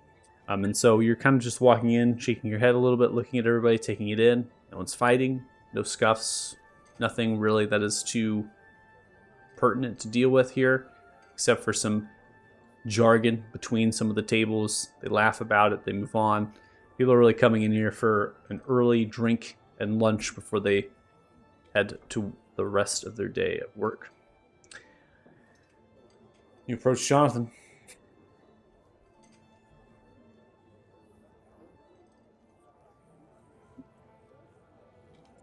Jonathan looks, oh, it's all of you! Well, some of you anyways. Parted ways, did you? Something like that. Well, happens to the best of us. You find a good crew, end up finding a better way to make coin elsewhere. And you got someone else with you. Kit. Well, as it happens, we might have need of your service again. Oh, really? Where to? As it happens again, the same place. Hopefully Back this to- time. Back to Felgim? Yeah, have you been there since? No, I haven't been there since. Why would I go back there? Good point, I suppose, but yes, Falgum. Do you even remember what happened when you all departed? You made Right, way the whole back to the pirate- shore? That Yeah, shouldn't but not. be an issue again. Yeah, I don't think that's really a Felgum specific issue. No one No. was hurt. What if we chance by them again? We know who they are now, and they know us. We'll have no further quarrels with them. Times change. Times change. The Golden Hand. Don't mess with the Golden Hand. No, we ain't trying to mess with the Golden Hand. As a matter of fact, we met a very close friend of theirs recently, so we know them tighter than ever.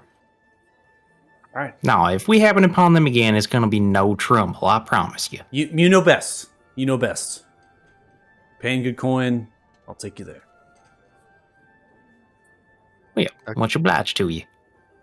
Great. I was just wondering, how long will it take to get the ship prepped? Well, the ship's been docked for several days. Had a couple repairs. Got bashed up on some rock on the way out of the bayfront on the south side.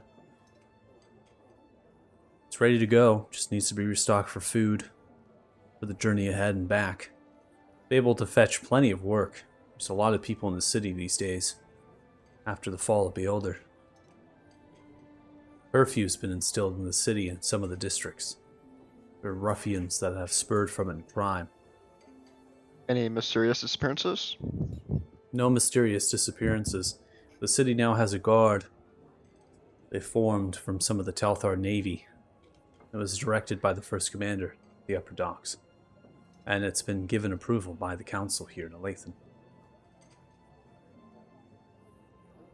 They've marched almost on the brink of a martial law, trying to instill order throughout. Crime is at its most. I see. But the blockade is gone. They've disbanded it. They need to move supplies. They need to gain stores of grain, food that was lost. Much of it was kept within Beholder. Farms are producing as they can, but change of the season at this point. Hoping for spring to keep going. In this world, we've begun winter. With that, there won't be crops. Has Athemo sent any support? Why would Athema send support? Their city in the frost. They need more food than us. Can't grow anything up there besides those greenhouses I've heard about. You're right. Well, at least the blockade shouldn't pose any kind of problem anymore. It's a little silver lining anyway. Free sailing. As far as I'm concerned, I might be ditching the city if it weren't for my mother. We're connected. Somehow I need to stay. What were the greener pastures that you had in mind? Just take the ship. Head away from this land. See where it takes me. I hear Penn Island is quite energetic this time of year. I would not go anywhere close to the far south of this land or any of the seas that are there. You are risking destruction. I do that quite often. Yeah, we know. You risk your own life? Everyone's life, it seems. Well, there's so many other beautiful places to go. I mean, there's the Leaflet Isles, the Isle of Palm. I mean, you can even head to different continents, across oceans. Many places throughout this world. This is just one of them. Yes, Penn Island is only one incredibly hilarious place. It's not hilarious at all. Fire giants apparently roam there. Ships that wreck and ruin, they are taken. Crew is taken as slaves. We hear from them. You never hear from them again except for bartering for coin, for ransom. I don't think this is a laughing matter. Our friend here just has an odd sense of humor is all. If it hadn't been for the god DM's wife to change that damn name, this all wouldn't have been a laughing matter. But alas, the lore is the same. It's just the name. You're all welcome. So wait, there's fire giants in Penis Land? There's fire giants? Yes, there are. Volcano is on Penn Island. And fire giants live there. Do they happen to have a belt or a cool hammer? Don't know. Does it look like I know a lot about fire giants? I've only heard stories from sailors telling me when they sailed south of the Isle of Beard, headed across the sea to cut between Arthuria and Temeria. They were waylaid by longships filled with fire giants and siege weaponry. What? Okay. Any rumors of dragons down there? Dragons? The bay is off limits as far as I'm concerned, and as far as the Temerians are concerned. Their warships will fire on sight. The sailors from those warships, some of them on leave, taking travels and adventure, even have made this far north. They talk that there is a green dragon that plagues those warships in the bay. A serpent kind. It's able to get through the defenses of the warships and their shields. and then it wreaks havoc by sinking the ship and killing the sailors under the water rather than above. Yep. Let's move on to the next topic here. Of course. Next topic. When do we set sail? In the morrow? Perhaps? In the morning? At dawn? At dawn. All right, well, Sure. go ahead and get some hands together. I'll try to find those willing to work from the capital city as it fell. They need the coin more than any other. And I will fetch food and supplies from my source, and the ship will be ready. I'm sure you know where it's docked. It's the same wharf it was before. Of course. Yes, sir. All right, see you then. Thanks again. They down the rail, they slap it down, pick up the dagger, sheathing it, they walk out. As we leave there, it's just gonna like look to the others. Should we ever find ourselves down south, just know I am not on board with doing to the Green Dragon what we did with the Silver. Oh no, I agree with you there. Silver is a exception to the rule. The green dragon belongs on Dirty Joe's shit wall. You have no idea where my dragon belongs. Barkeep comes by. What can I get you?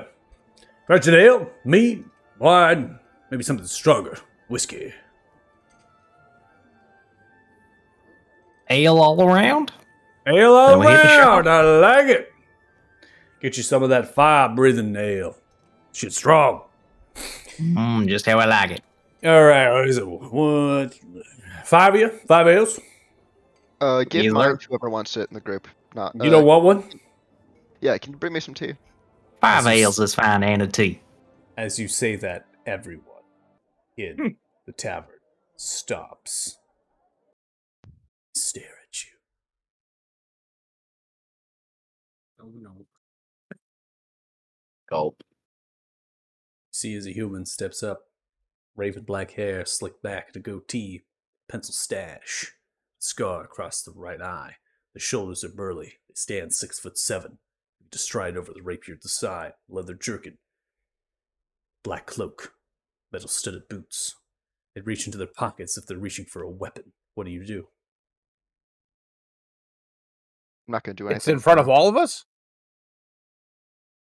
No, I'm gonna tell everyone don't do anything, but I'm gonna be ready to react quickly if something happens. I'm gonna. Don't do everything except for the link. Knowing that this is actually him making a good decision for a change. Hold on there, friend. Gotta understand, our buddy here, he's gotta touch the old ADHD. He needs massive amounts of caffeine in order to keep his brain from going all sketchy on us. See as No, the no. human pulls out a burlap sack filled with spices. My own blend. Been sober for 3 years. Enjoy. Pats you on the back and walks back.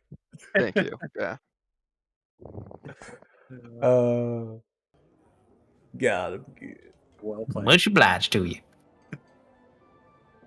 Well, that was interesting. 4 vials right here. That's gonna fetch you 8 copper, please. I hand a silver to him. I'm sorry. Unless you're doing business Still with short it. on money. Reaches underneath and grabs a large sourdough bread, slaps it down, then grabs a tray, slathers a huge thing of butter, and a couple slabs of smoked meats. Ooh, For the silver as breakfast well. time. Enjoy! Thank By the you, way, sir. How good was the blend? Walks away. You have your hot water here for tea placed in front of you. You then take the spices and you begin to mix them in. You take a sip. Parts your lips. Subtle and sweet, yet spicy. Hits the right spot, right where it matters. Spontaneously, you level up. I'm just kidding. Whoa! This dude! No, it's pretty fantastic. These sailors, a lot of them travel across the world. So this is their own spice blend, mainly from multiple different places. You have hints and notes of them. You're more than welcome to try to make an intelligence or a wisdom check if you're trying to understand the locations of them, but you're not really experienced with the rest of the world in terms of travel. So I can't really give anything to you off the bat. I would like to go up to the sailor who offered me the spices and ask him if he has any other good blends. Looks towards you. Good blends. Nope, it's the only one I got. Well, do you have more of it? Folds the arms. Listen here. I kind of felt bad for you up there getting pressured into buying an ale, but now you're being sweet with me. That's gonna cost you. Oh, I'm willing to pay. How much? It's They how look much do you you up, want? top to bottom.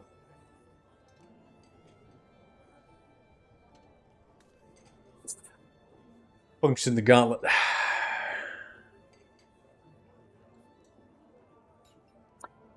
How about an evening with you?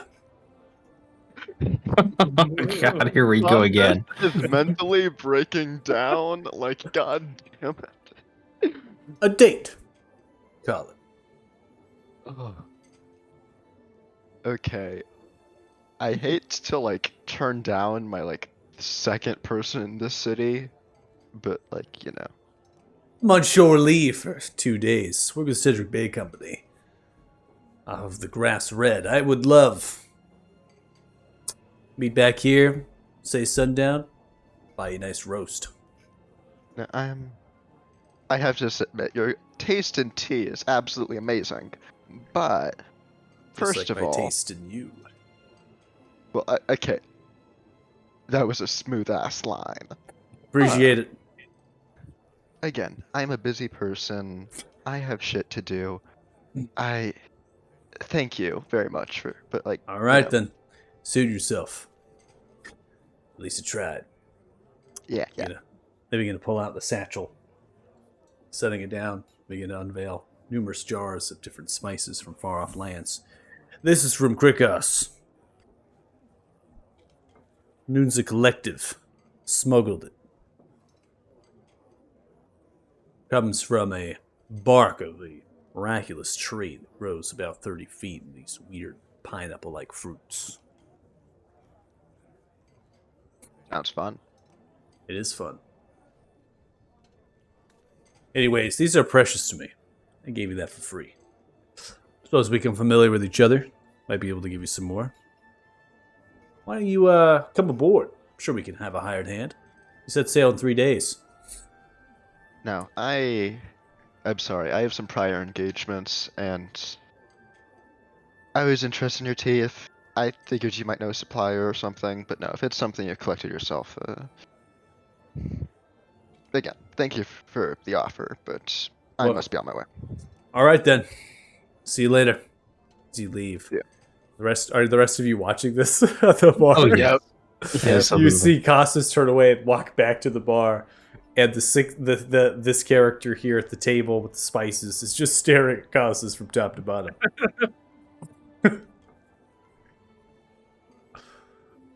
I didn't know Costas had so many admirers. That damn Pretty charisma. popular in this city. Well, he's not just the city. Remember that orc that wanted him too? Oh, yeah. If they only knew. If they only knew. Orcs are not known for their taste. Fair enough, man. You said it, not me.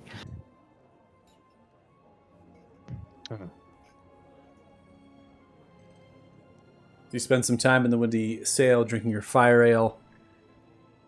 Barkeep grabs the bell. Ding, ding, ding, ding, ding, ding, ding. Begins to ring it.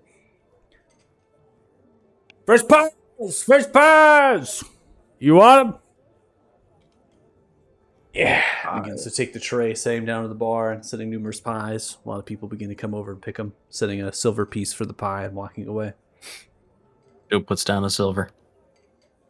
Definitely, I'll take one of these pies. As Love big me as your some good food. head, in terms of the roundness, you grab it. It's filled with 3 different types of fish and shellfish in there.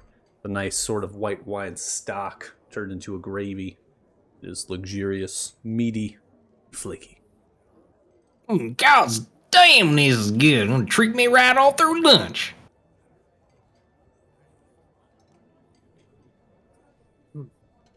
God, you gotta get in on this. This is delicious. Okay. I think I'm gonna head to the smith. You know, I have some stuff with him. Then gonna do my shopping. You guys I enjoy wish- your drinking. You definitely want to split off then. Yeah, yeah. It's All right. So for the rest of us, which one's closer, the market or the Rudikar? Both are equal in terms of distance. We probably want to go with it to the Rudikar. You know, that place Yeah. is sketchy. So let's What is this let's Rudikar you speak of? Oh, the Rudikar, they're the underground spy network that keeps tabs on people throughout the continent for money. I had previously contracted them to keep an eye out for what I'd been informed of was a ship full of vampires from my home continent. And I know these guys, they mean nothing good for anybody that crosses them, so I paid them some coin to let me know when they were going to be making dock. Only problem is, they should have been come and gone by now through here, and I never heard nothing, so I don't know, either something terrible happened, or they gave the Rudikar the slip, or we got betrayed, so yeah, be ready for anything. All right, then how about Rudikar first, and then I think I heard Costas say he was gonna head to the market after the Smith, so we'll probably end up seeing him Yeah, at the we'll market bump after. into him somewhere. Oh, I should have gave him a bead. Nah, well. He can't get into that much. No, scratch that. He could definitely get into that much trouble in that amount of time. Yeah. Costas is already out the door. I would have thought you guys knew now to give him, I don't know, some type of adult supervision. You know, at this point, I think we're all kind of collectively at the point we're not going to bail him out anymore. So if he gets himself stabbed, well, shit, that's on him at this point. Yeah.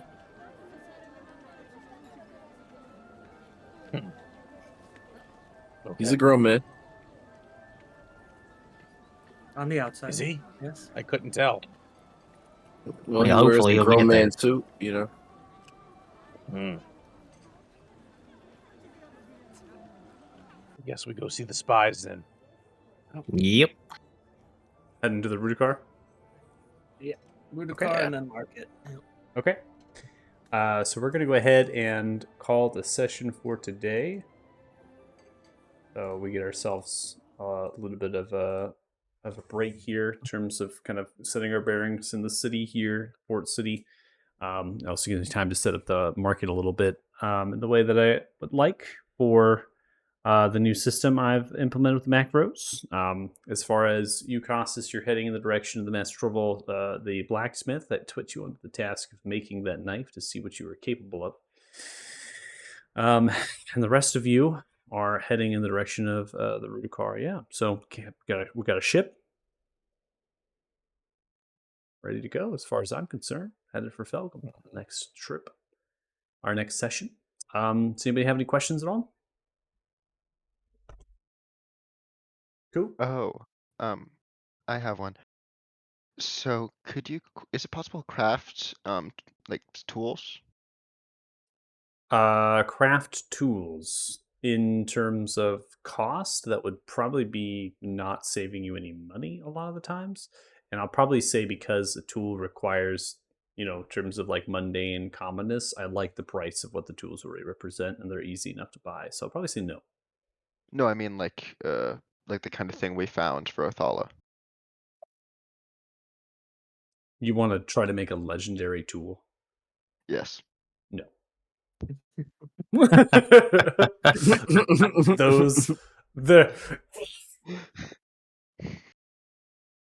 Lavinia, you need to unfreeze me. I can't move. Oh no, we have issues. The other DM spoke. Appreciate it. You can't freeze me while I'm doing stuff. What are you doing here? You've been freeze tagged. The DM above our TM. You want to say hi? Yeah, come around here. She's sick, so say hi. Hi. Hi. What's up? Hi.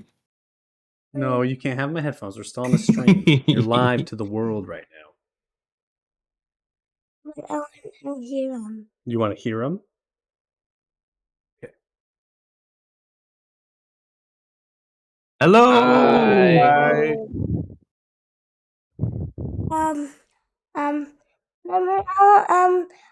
Because this cutie Nick was really on me. Yes, let's go with that. All right, you gotta say goodbye. Well, you're in trouble. Bye. Bye. Bye. I just talked to this people. Aw. I talked to all That these was- strangers on the internet, Mom. Oh. Don't worry. That was aggressively cute. Yeah. I appreciate it. She likes to come in here more often now, and fortunately she's not like barreling in. She'll like come in and she'll just like stare at me now, try to figure out what it is I'm doing. She'll like look at all you, and you probably can't because she's at a distance, so the microphone doesn't pick it up. But she'll be like, "Who is that on there? Is that new?" Like she's recognizing like who actually is like playing now and the times, and so she'll be like, "That person is new," and I'll be like, "No, you've seen that person in the other game." Like, "Oh, okay, they did that with you, Faith." I think. Yeah. Aw. She's learning. Yeah. So we're. Oh, okay. Thank you for that. Okay. No, you can't freeze me and then leave. That's cheating. Thank you. All right.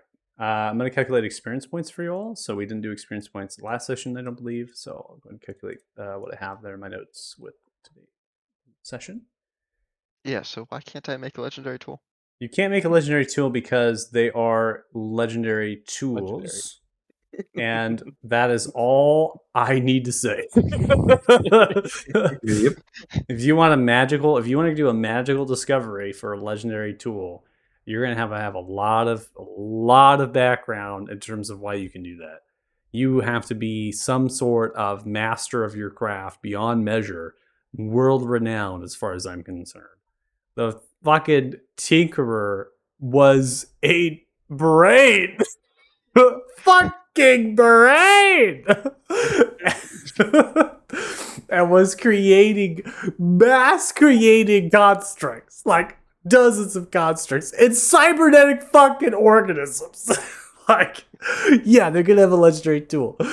You, on the other hand, I made this knife, Master Normal, but I also made this. What is that? The greatest little tool that has ever existed. It spontaneously makes me anything I want. So I'm curious, what legendary tool were you wanting to go for? So basically, last session we found a legendary tinkerer's tool that can spontaneously create other magic items. And I heard that there's a smithing version and a tattooer version. That's what I was saying when eventually we might be able to make one tattoo a week. Is because if you're level 15 and you have the legendary tattoo kit, you can make one legendary tattoo every week, at least if it has the same effects as the legendary tinkerer's set. That's what you were talking about. Okay. Yeah, he just wants the goods. Of course. Denied. That's if it has the same effects. It might not have the exact same ones, but probably has something kind of similar.